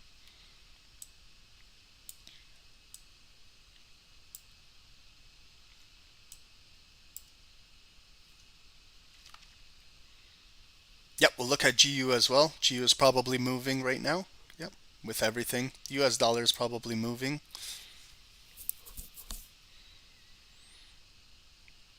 Okay, so here's the close. So what happens when we close? Let's just go through the education, guys. Okay, so flip the green box and make it red now. Or if you don't do that, just understand that with the volume closing below, that this zone may turn into an area of resistance. So I just like to flip the color. Now we see it come up green right up to, where's about 50% of the red candle now. Okay, so the previous red candle that just closed, it opened here, it closed right there. Half of it is right here where my cursor is. So we're coming right back up now to test half, 50% of the previous red body candle. And we're coming to test this zone again. So it's coming right back up. Now this is where we got to see if it's going to get rejected right here. Dom, Quadra AX, Quadra CX, I was part of that too. 2015, yeah, the first Canadian exchange with crypto. I put some money in there as well, and yeah, turned out they were a big scam as well. I remember, I remember that one very, very well too. Yeah, so there's a lot of exchanges that can be scams. Guys, look at that beautiful, okay, retest. So on gold, it came all the way up in, and look at what it touched. It touched the zone, which was the green box. We made it red, and there's the rejection, and there's a nice, beautiful shooting star candle that just made a new low that can continue to push down. That's what we want, guys, okay? So we closed below, and there's your retest and your continuation sell. So if you're not trading, still learning today, guys, okay? This is why we're doing this. Do you guys understand what I said? Let's go through the motions and let's do what we normally do, okay? So did that big green candle, did it scare you? Could possibly, but you got to kind of trust your zones as well, okay? So see how we broke below the zone, it came back up to retest it and dropped. Okay, so with more volume closing below here, pushing down, we're probably going to continue to break down on gold.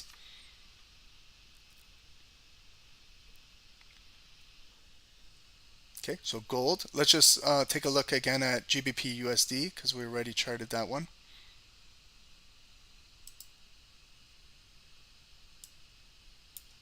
Okay, so same with GBPUSD. Remember what we were looking for? Was it going to break out bullish above here or break down bearish through here? So it came up at 9 with that big bullish candle. So 50% of the bullish candles right here. Has it retested it yet? Not yet. And it came right up to this previous area. So still moving bullish on GBPUSD.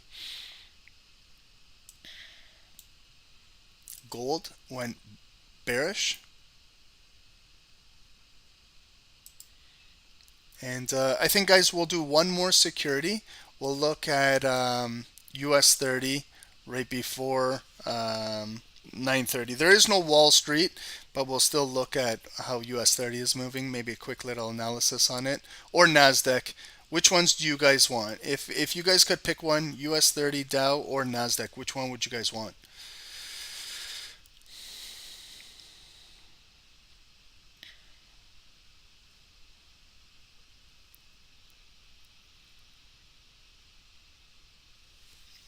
Dow, guys? Okay. We can do both if you guys want. We can do both. We got time. Okay, why don't we do both? We'll do both.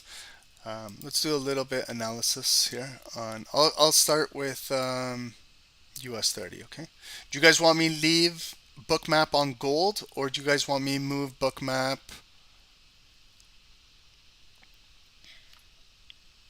in case some of you guys are still trading gold?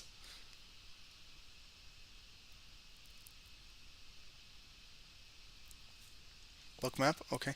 Let's do Bookmap, maybe ES. Yeah, maybe we'll see over here. Okay, this is ES, guys. Okay, Bookmap. So this is the S&P.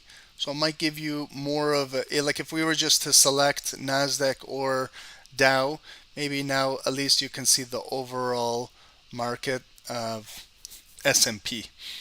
Okay, just in case, just until I finish off doing US 30. So let's start off with US 30 on the daily. Let's see how it's been moving last couple weeks.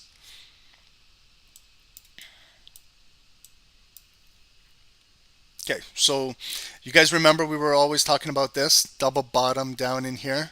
Okay, this area where we had that double bottom move on the daily. We broke out of this resistance right over here in mid-July, and we had a nice push right back up to this area, 35,700. We kind of consolidated in this area. Then we broke down. We came all the way back down to here, end of August, and we came right back up. Okay, so let's just carry on where we are now. So we had this push down. Its overall is bullish. Okay, if we look from all the way from down here, it is making a big move all the way from 2022 October here, pullback, new high. These are our all-time highs, okay, right up here, 37,000, like that's our all-time high, close to 37,000. So what is the market going to do? Is it going to come back to the all-time highs before it really sells off, or is it not going to get up there? Is it going to come with lower highs and continue pushing down? That's going to be the interesting part going into September, October, November, December for the remaining of the year. So when we push down this big bearish candle, Thursday, August 24, look at then like how we close. Okay, so Friday closed 50%. Okay, 50%. And then what do they do to open up the new week? They gap it up. They gapped it up. They kind of give it a little bit of help. They gap it up so that it can maybe push and take out these highs, which it did. So Monday last week, bullish day. Tuesday, Wednesday, and then Thursday we had a big sell Thursday, and then Friday come right back up and close. Again, they gapped it up. Here was the close on Friday. They gapped it up today. We filled the gap. Okay, so you know, when we always talk about gap fills and things like that, this is where they closed it right here on Friday, 34,813. Today they gapped it up on open, 34,850. And then you see it opened, but then it came down red to fill in the gap. And that's what our low of the day is. And it got the wick and coming right back up to here where it came for the high. And when we got to the high, got rejected, and this is where the volume is right now. So I'm just looking at our low of the day today. I'm just going to put a purple line here at our low, purple line at our high. Okay, so that's our high and low today. So if you're just looking at today's range, you can see like what it exactly is: 34,936, 34,812.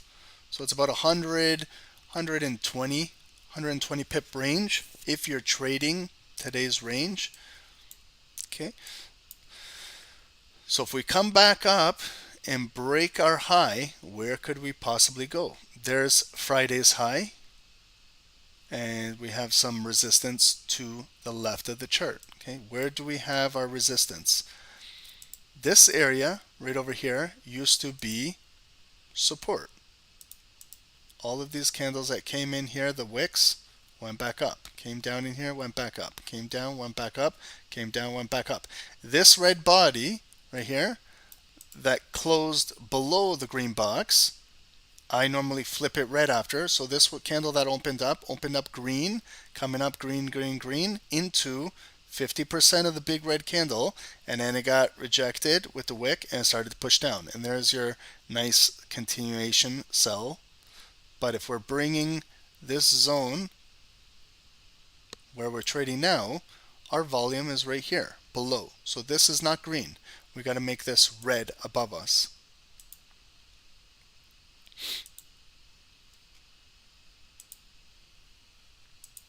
Okay, so we have resistance above us.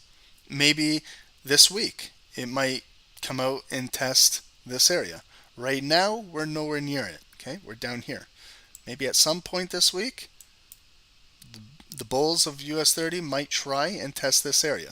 But right now, today, it's a lower high. From Friday, it's a lower high. From Thursday, it's a lower high. So the supply, the offers are being pushed down lower, lower, lower.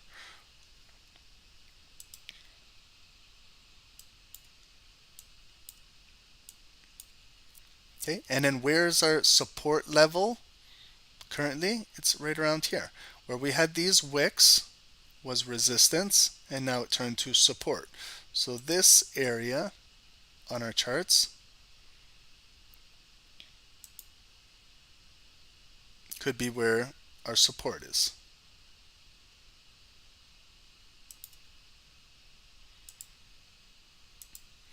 So this is what I'm going to be watching this week for the Dow. Maybe we trade inside here. Maybe it's going to be just a inside week trading inside here, but I really want to see what will happen up at this red box, and I really want to see what will happen down at this green box, because this could be where the bigger moves are in the market. Right now, we could just be consolidating in here. I want to see if the selling pressure is going to break down below here, retest this, and then shoot all the way back down here, or it could break and then maybe come back up. That's one possible path. Or we could see if it breaks to the upside, break through here, and then retest this, and then all of a sudden we're coming back up to those highs over here. So time will tell, still early. We can't decide today when the banks are closed. Okay, so I've identified some bigger areas. We're right here. So if we want to now break this daily candle now down into individual hourly candles and see how it's trading, now we get a better picture of how it's trading. We had this big drop Thursday, Wall Street, and all day Thursday we had the big drop. Then Friday, picked it right back up, came up, lower high, pushed it all the way back down into here. Double bottom right here, one bottom, and then here's our double bottom, held in this big green box. And since then, we've been coming right back up where it came up now, but it's a lower high. This big last candle, 8 a.m., was very, very bullish. Came all the way up, right up to there, to the high, got rejected, and we're coming all the way right back down. So on the hourly, where do we have some hourly support in the market? This area that used to be resistance right here, this area on the hourly used to be resistance right here. There it got rejected, there it got rejected, here it got rejected, it got rejected right here, here, here, here. So now it's might be coming down to this line. I'm just going to change the color of the line and make it a white line.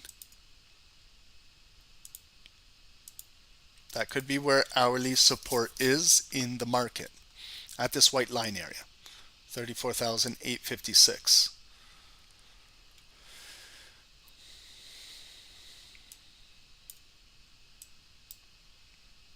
Okay, so maybe it's going to push down bearish to the white line, and we'll see how it reacts down here. Okay, we're starting to see where it got rejected here, a lot of rejections below this purple line. So on the hourly, like below here, it's getting rejected, rejected here. So we've got a lot of hourly resistance in the market that's still pushing the market down.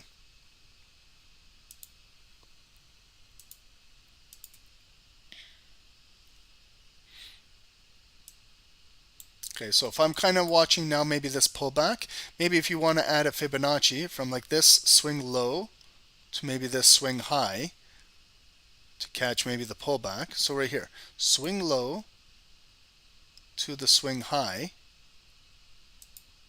Okay, so where I have that white line, it's right near the 382. So I'm just going to get rid of my white line so it doesn't confuse. And if we do retrace back down, there's 0.5%, 34,825. The purple line is our daily low, and then there's our 618, 34,800 level. So if we kind of want to watch maybe how far down this retracement could come down to, maybe we watch it. And then I'd like to see if it does come down to this area near the green line, or sorry, near the purple line, the low of the day, and then the 618. Maybe it comes down into this area, and then that's a good buying opportunity to take it back up around there. But I have to allow that volume to come to me. If it doesn't, if it goes opposite direction, for example, if it goes back up now and comes back up and closes above here, and then its next path is to fill this green wick right over here and continue moving up, then what you can do is you can grab a fib extension tool and maybe have your extensions above if it doesn't come down bearish.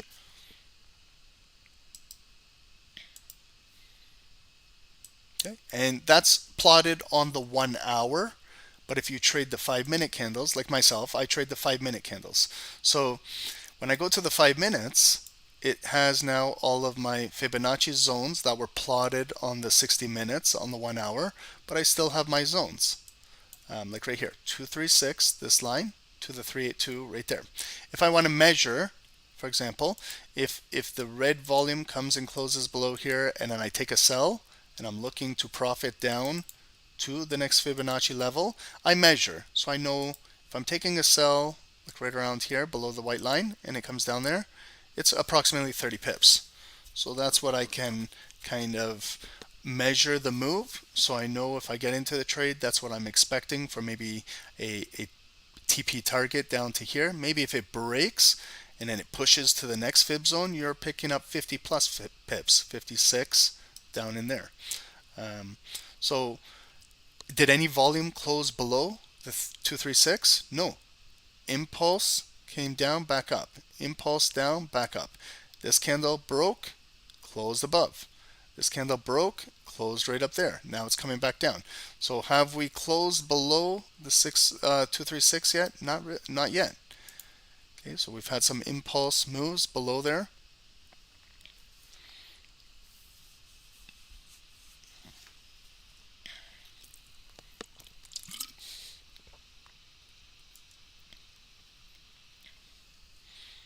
Yeah, you can have yours from swing high to swing low. It's just what you see, which leg you're looking at to plot the Fibonacci. You didn't have to plot it the way how I did it. I'm just trying to look at for this retracement. So I plotted it from the swing low to the swing high, just to catch this retracement.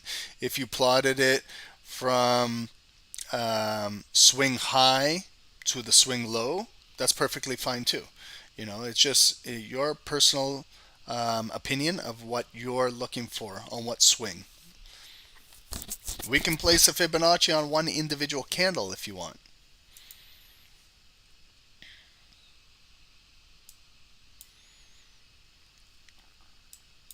Okay, so you see how it's holding below here? So like if I was to do a green box right there, I'm showing you that it is holding right there. Hasn't really broke yet. Okay, so we're holding some good support still.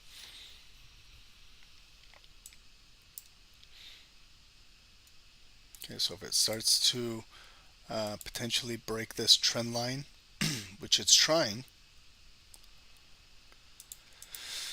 then we could see maybe if it holds here, maybe US 30 have upside momentum to come back up to here.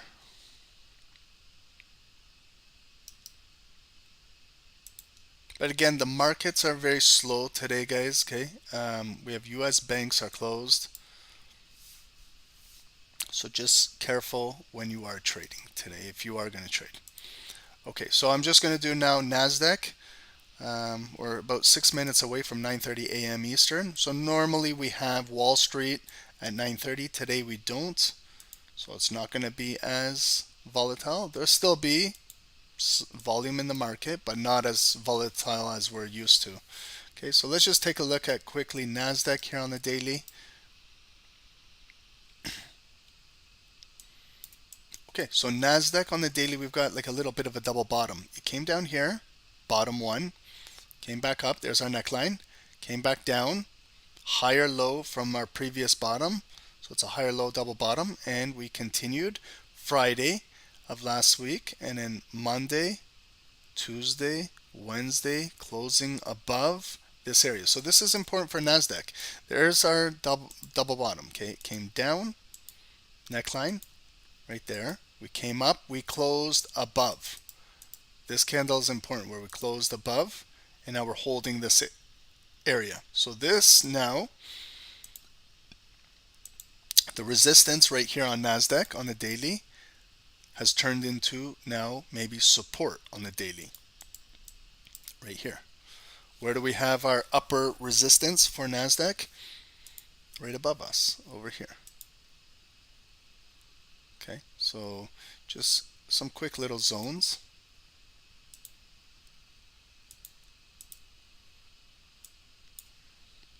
We've got our resistance above us. We had this area was resistance but turned to support now with Tuesday's candle that closed above, and we retested it on Wednesday of last week. Now we're consolidating. We've got spin top candle here on Thursday, a spin top on Friday, and today we have our bullish candle with limited volume. Okay, so if I look at today's NASDAQ high wick, 15,550. I'm going to put a purple line for the high, and today's low, 15,477.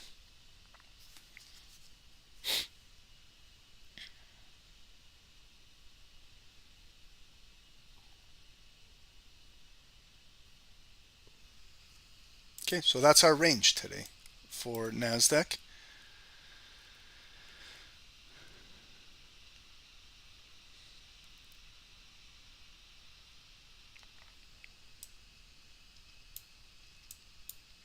Okay, lots of indecision right now. Not the best to be trading, but if we can make a bullish move on NASDAQ, maybe we might have opportunity to fill these wicks to the left and come up into this area.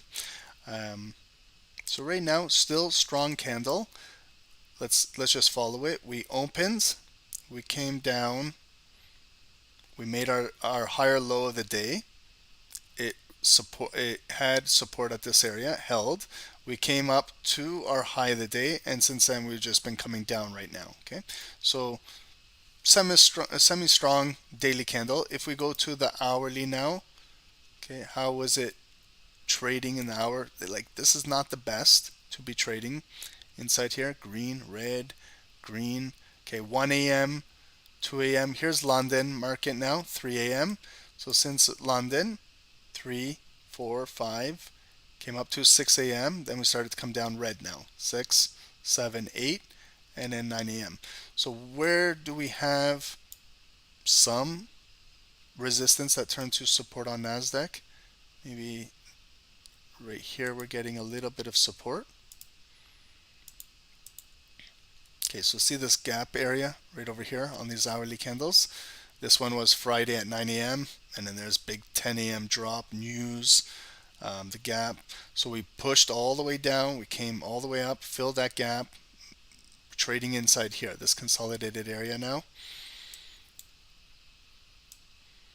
Okay, so we had 3 hours of coming down, 6, 7, 8, and now 9 a.m. we came down, higher low, now might push back up. So we're holding right here. So it is holding some hourly support right here. If you want to trade on the 15-minute candles, you can trade on 15s, but again, 15, like look at how rough they're trading. Red, green, red, green. This one, bullish, came back out, just barcoding.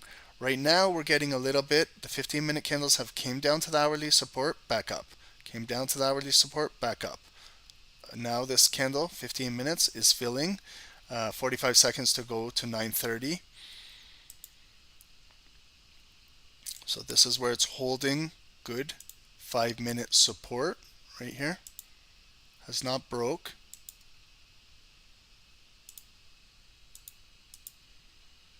So I would only be looking for sells below this green box, this white line today, if NASDAQ breaks down. But from up here, we got a trend. Okay, and then if it pushes and maybe closes above that trend line, pushes out of here, if it closes, then maybe NASDAQ can start to push up and test that high of the day. But this is now 9:30 a.m. Eastern. Normally, this time in the markets is moving quite a bit. We don't see that today.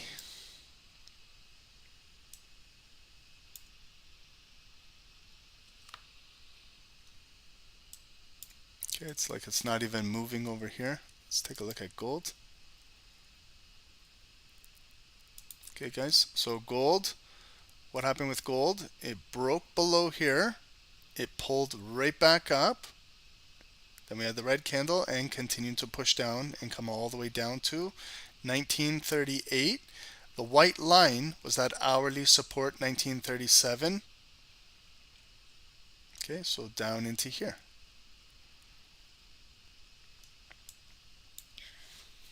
So gold is continuing making lower lows, lower highs, lower lows. There goes NASDAQ. Okay, so NASDAQ is breaking the trend line.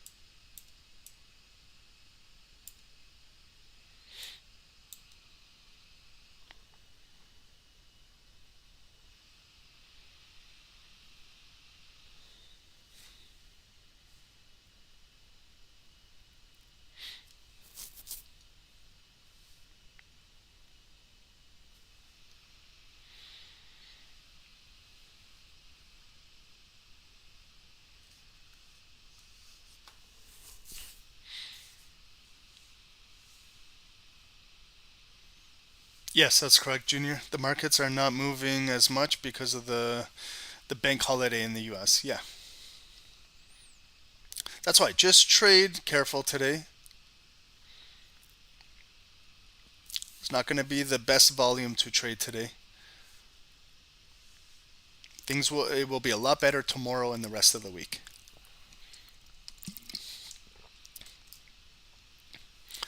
We've got to get our kids ready to go back to school on Wednesday.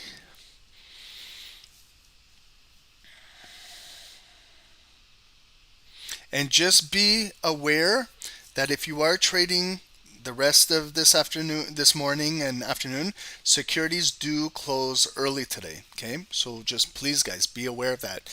If you're trading a specific security, don't get caught, because you might get caught holding until the markets open up later in the evening.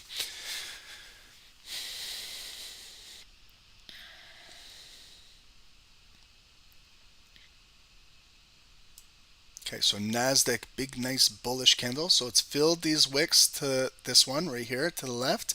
Let's see if it can come up and target maybe this area. This is the next previous area, 15,541.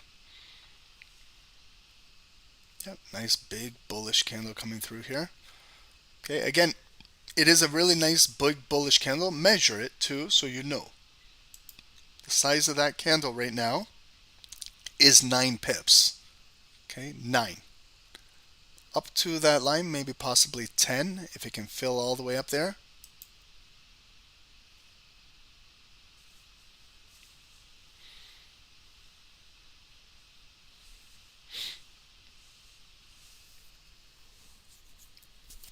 Yeah, thanks guys. On YouTube, if you can hit the likes. Okay, we had over 400 people, only 200 likes. We're coming in here on a holiday. It's Labor Day in Canada.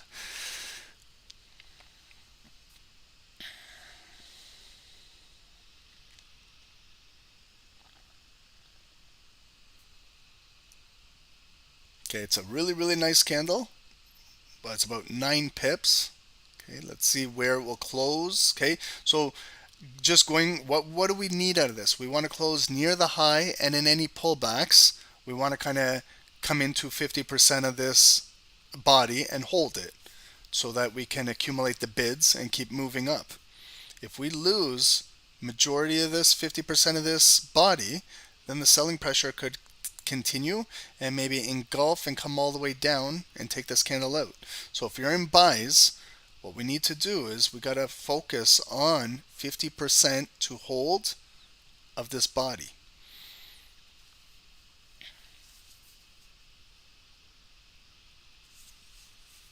Yep, US Labor Day too.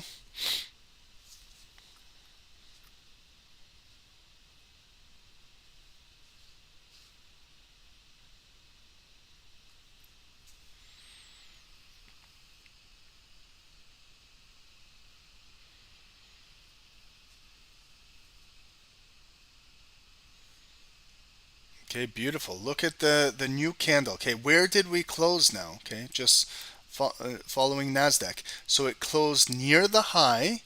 They gapped it up and continued to break to the high of the day. So it's NASDAQ filled the next previous wick. So very nice job on the buyers. Okay, very nice big bullish move. So that tapped the high of the day, the purple line. Where could it continue to go? Okay, so next area, see this big wick right here and this area? These are your next two scalp targets. This one right here, 15,553. And then where's your next scalp target? Maybe up here, 560.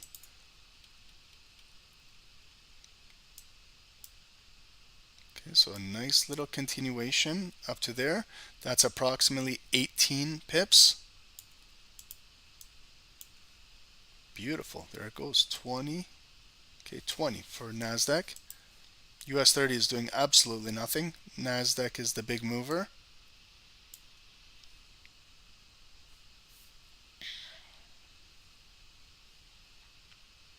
So in the next 3.5 minutes, we'll see, can it close above the purple high? Can it build off of that? Maybe continue for new highs? Or is it going to retrace back down?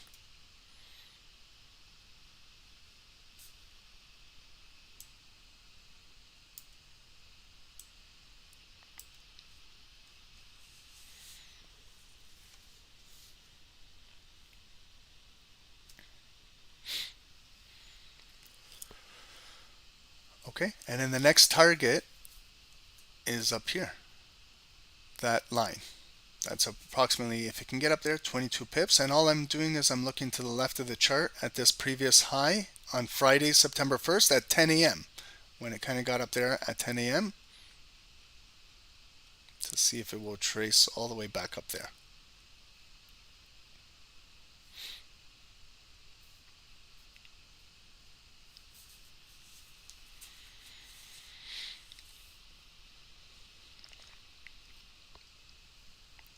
Okay, so if we look at NQ in the book, this is NASDAQ. Look at NQ, okay? Completely different the way how it's moving.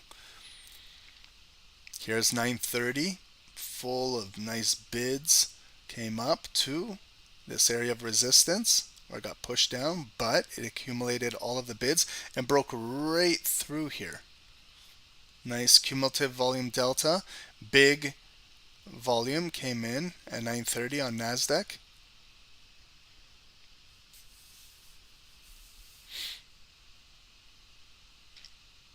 Yeah, Bernard, some of this trading is slow for most traders. You don't have to trade this style. I was just telling everyone, just be careful today, okay? Banks are closed. Yes, there is some move on NASDAQ. If you got in and you got some pips on it, I would secure a little bit or have trailing stop loss or your break even. Okay, so now it came right into a lot of offers and now pushing right back down.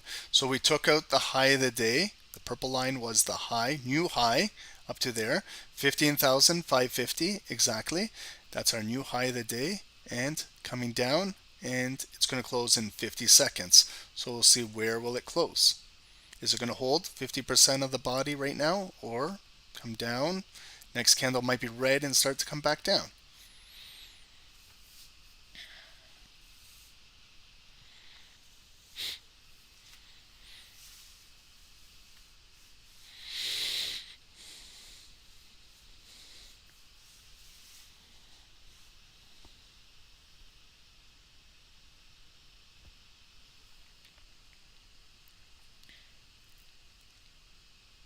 And also for US 30. Okay, so if it closes below that 236 Fibonacci area, if it closes below this green box, we can see it's making a new low. If it closes with that volume, we've got to go through the motions, kind of maybe flip this box green to red just in case there's going to be a retest, like right now. It closed below, so I'm flipping it green to red. Maybe see if it will come back up and retest this and continue push down. What did NASDAQ do? Okay, so it closed right below the purple line. So we had a daily high break. We closed right here. Next candle opened ignited. It's opening ignited green. It didn't even come down. It's ignited green candle coming right back up, but it's got a longer wick. Okay, so when they have a longer wick, it takes a while for it to come all the way up, fill the wick, and go a little higher to create the new high. So it came up a little bit halfway and continuing to push down. So we'll see if it can kind of hold maybe in this area, or if that volume can get back up there and close above that purple line.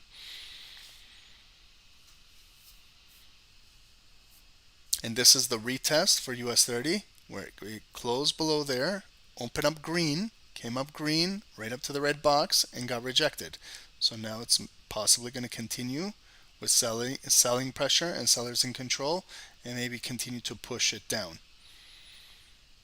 Okay, so this is how I scalp the markets. I always look at my zones. If something closes above or below, I always flip the zone color, just for me to continue maybe looking for either sells so I don't buy, unless the volume, like buyers now grab the liquidity and they can come up here again, close it above there and retest this, then all of a sudden maybe we're pushing up here.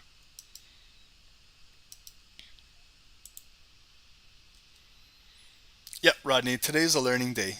Today's a good day to observe the markets and review a little. I strongly agree with that. You can learn a lot with slow moving days in the markets.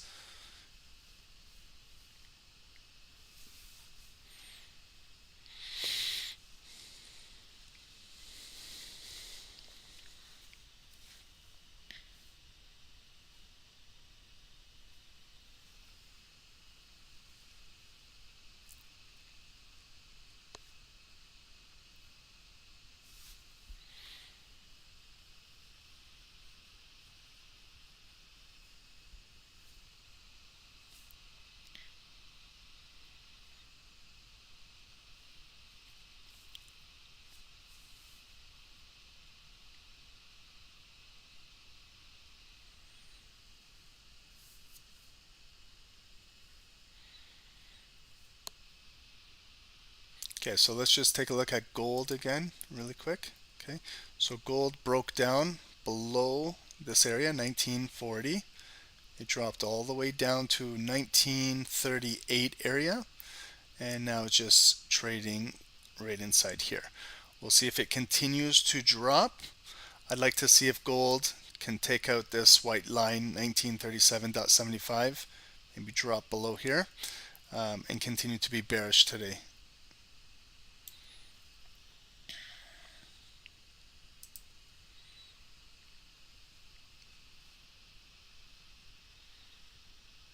Yep, Ian, take care. We'll see you tomorrow. Ian, we're doing that webinar later on MFF if you want, if you're not busy.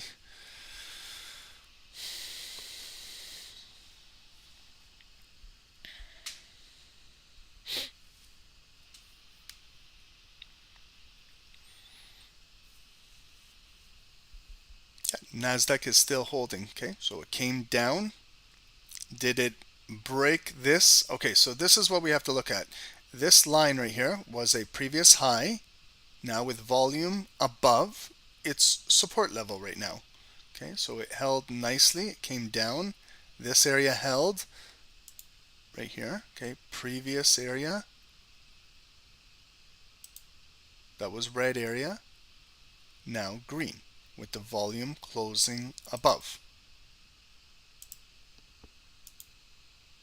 So nice retest on NASDAQ. Beautiful. Came down, held, coming all the way back up. So it's filling the previous wick. You can see it coming all the way back up. And we're going to see if it can take out for a new high and come up to this previous high right over here. This area where I placed this this line right here. And is the body going to close above? Yes, it did. So we had one body right now close right above the daily high purple line.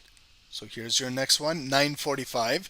This is your new 15-minute candle now opening up. So first 15 minutes are gone. Here's our next 15-minute candle.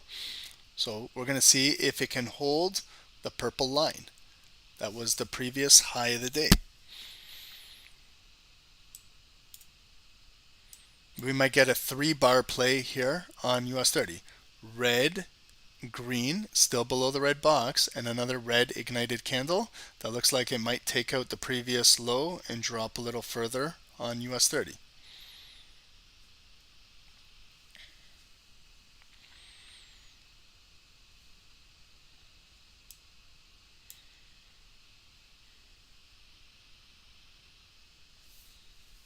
Can we look at gold? We've already looked at gold for the morning.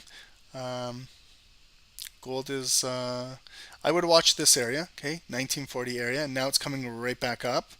So I would look for buys above here. If it gets rejected here, maybe you could look for a potential another sell on gold. But right now it's coming right back up.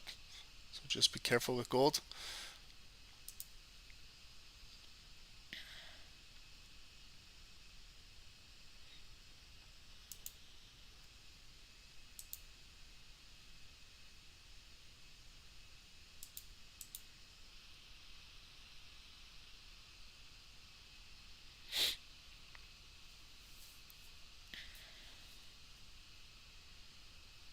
Yeah, and then like sells below here for NASDAQ later on.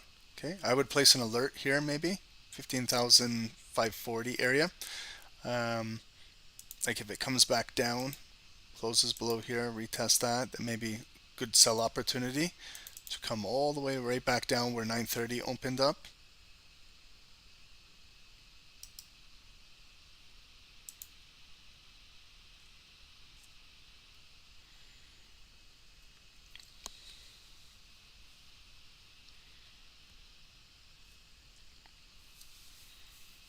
Okay, and we'll see if NASDAQ can come all the way back down and trade into this VWAP down in here.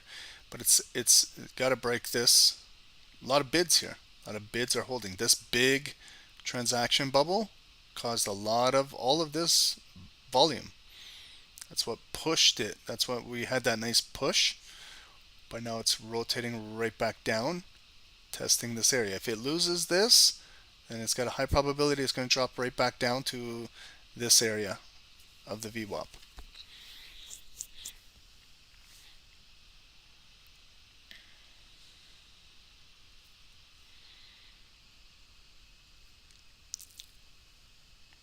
Okay, and US 30 is bearish, pushing down. There's a nice 3-bar play. Red candle closed near the low, a green inside bar about 50%, and then it starts off with an ignited bearish candle, continuing to push, break the low, and continue to drop. So that's what we call a 3-bar play.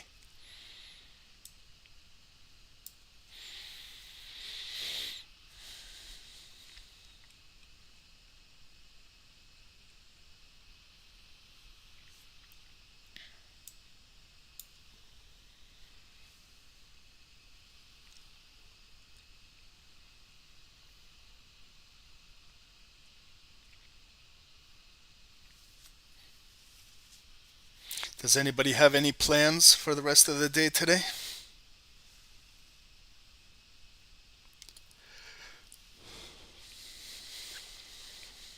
Anybody doing anything for the holiday today?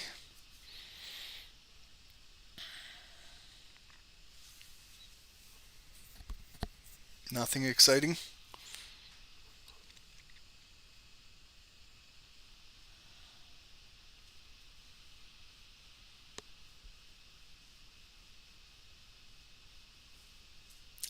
Alejandro, is spending your day at the pool with your daughter? Nice, that's nice. Hopefully it's nice weather.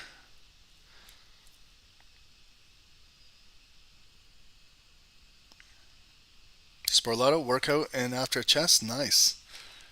Chess is a great game. 36 degrees in Bolivia, wow.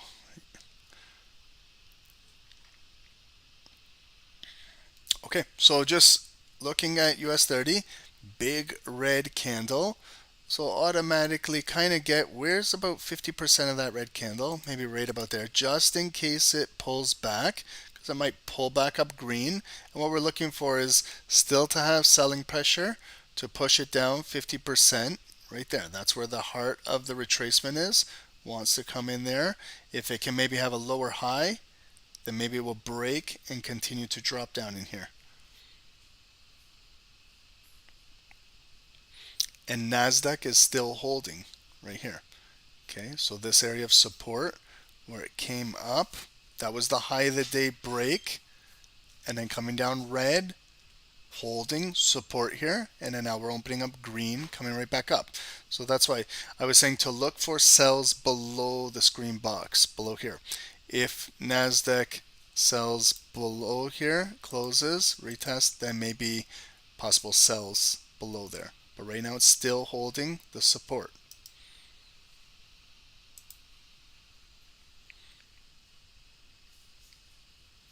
Okay, so US 30, like what we can do is start to bring down the level right there. If it can still stay with offers, hold these buyers down, maybe we'll continue to break for a new low.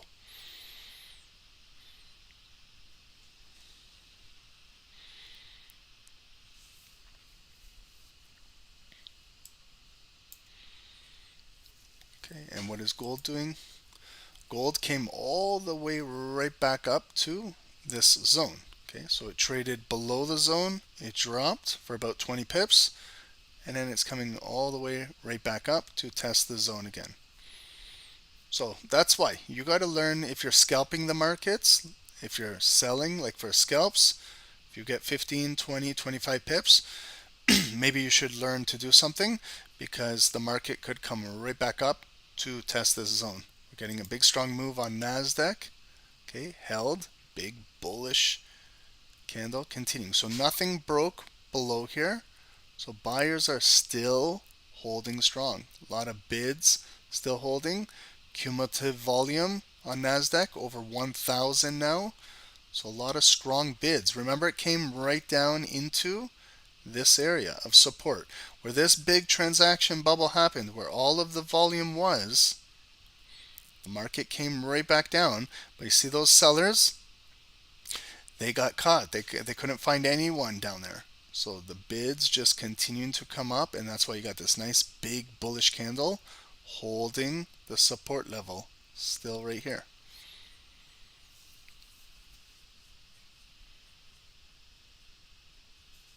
Yep, DXY is getting a pump and more bullish support now. Yep.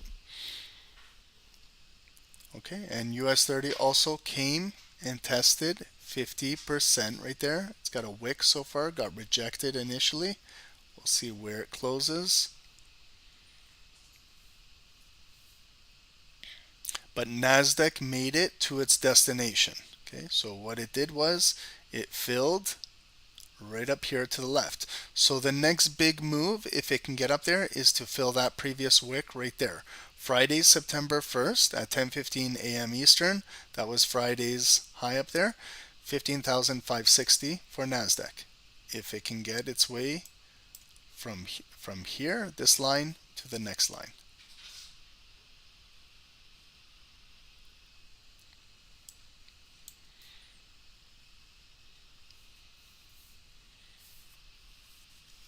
Yes, today's Labor Day, but the markets are still moving with some volume, but the U.S. banks are not trading today.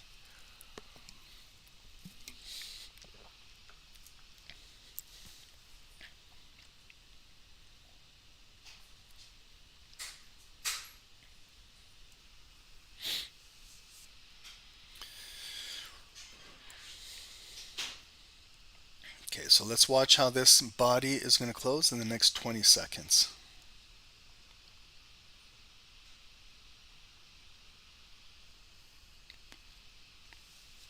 Cranberry juice markets are going to go to all-time highs soon. Give it 3 or 4 months. Yeah, possibly. They could go back to all-time highs, take out all the pending orders up there, and then we have when the markets start to sell off.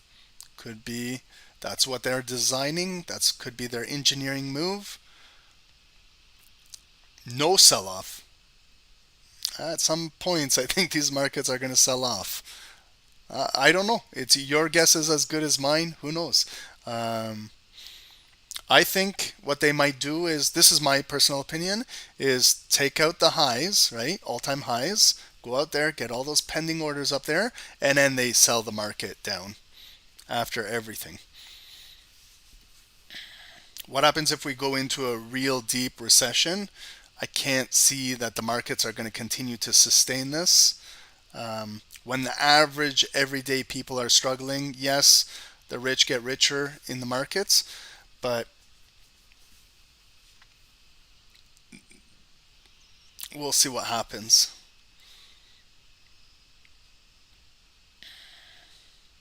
Who knows? I take it day by day, candle by candle.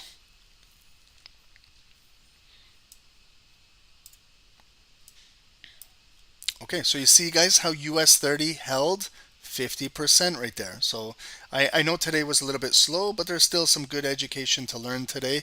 See how it came up, so if you were buying, you got caught because you're buying into 50% of the volume right there, bearish volume coming down. And then now sellers are continuing to push US 30 down. Okay, so you have to be careful. It's opposite for NASDAQ. So NASDAQ now is holding and closed above the daily high. So now any retracements coming down, you got to kind of do the same 50% rule, but the bullish side. And if it continues to come back down, maybe hold 50% right here, catch a wick and come back up, then maybe NASDAQ may break this previous high and go to the next high.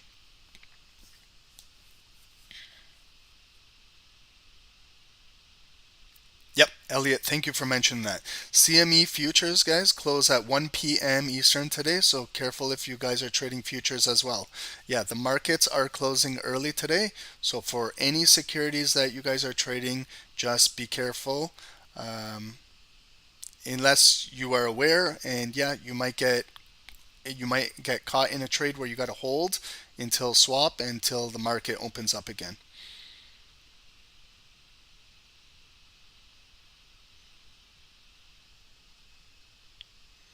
Okay, guys, so we're continuing bearish on US 30, lower lows, lower high, lower low, lower high, a new lower low. It might come all the way down to our 382 Fibonacci, 34,850, and like from one zone, 236, to the next zone, that could be your profit take. Like if it comes all the way down there, could be a 30 pip move if you're in a sell from one zone, if that's how you use your Fibonacci, from 236 to the 382, that could be potentially 30 pip drop. Okay, and if you're going to continue trade, how is NASDAQ going to close? Is it going to stay closed, the volume above the high, the purple high, or is it going to start to come back down? Maybe look for a sell below this area, down in here. Okay, guys, so it's almost 10 o'clock. Guys, if you do want to join us on Stocksnipertrading, we'd love to have you on the team. We've got different type of courses. Okay, we've got courses, we have webinars, weekly webinars. There's a ton of education. There's boot camps. We do a lot of weekly trading We do signals throughout the week. We do London, we do New York, we do Post. There's quite a few things we do, guys. This is like a schedule that we have. This is not the updated one because we have a webinar today over here. Normally we do our webinars on Wednesdays, but visit us over here at www.stocksnipertrading.com if you want to join us. Get in on the Discord channel. We'd love to have you in the Discord community over here. You can join the team. Inside here you can share your thoughts. This is right now like our indice group. Right now sharing everything. Commodity group right now. Like everyone's sharing their charts and everything like that. Forex, thank you for this, showing all of this. If you trade Forex, there's the Forex traders sharing knowledge and just helping each other out. It's a great community, guys. 3-month promo sale running. Yep. Take advantage of that as well. And we'd love to have you join the team and take your trading to the next level and continue learning and earning with the team. Okay, guys. So everyone, just please take the day off. Enjoy Labor Day with your family and friends. Guys, later for our Zoom webinar for MNFF, if you want to join us, we'll talk about it for maybe an hour, and I don't want to keep you guys too long, and we'll go from there, and then we'll get really started trading for tomorrow, Tuesday, Wednesday, Thursday, and Friday, guys. Okay, so thanks everyone for joining. I appreciate everybody on here. If you guys on YouTube can hit the like button before you guys leave, we do appreciate it here at Stock Sniper Trading. And everyone on Zoom, I'll see you guys later. Enjoy your day today too. And yeah, guys, enjoy your day. We'll see you guys in a little bit. Have a great day. God bless everyone. Enjoy your Labor Day with family and friends. And we'll see you guys. Thanks, PK. Thanks, bro. Shahab, thank you, bro. Thank you, guys. We'll see you guys. Thank you, guys, everyone. Have a good day. Thanks, guys. Take care. Hey guys, good morning, welcome to another live session of Stock Sniper Trading. My name is Dave, guys, my partner is Ron. Let's get down to business here, guys. In on US 30, sell, okay? I'm jumping in. Guys, that's a 100 pip drop. Yes, we caught it. Hey, guys, 200 pips, please, secure.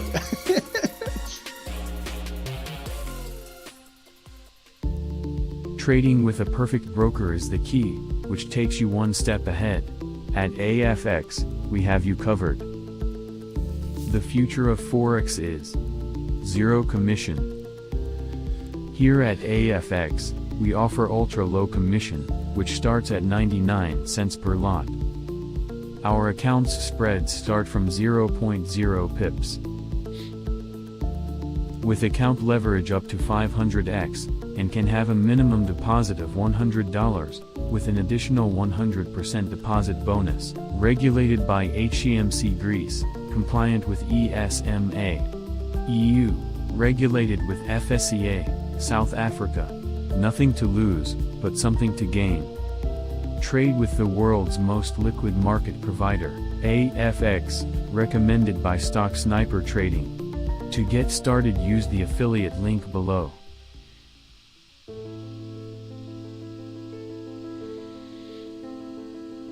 As a trader, we all look for tight or low spreads, which helps us to get in and out of the market. Using the right broker can help us try different strategies.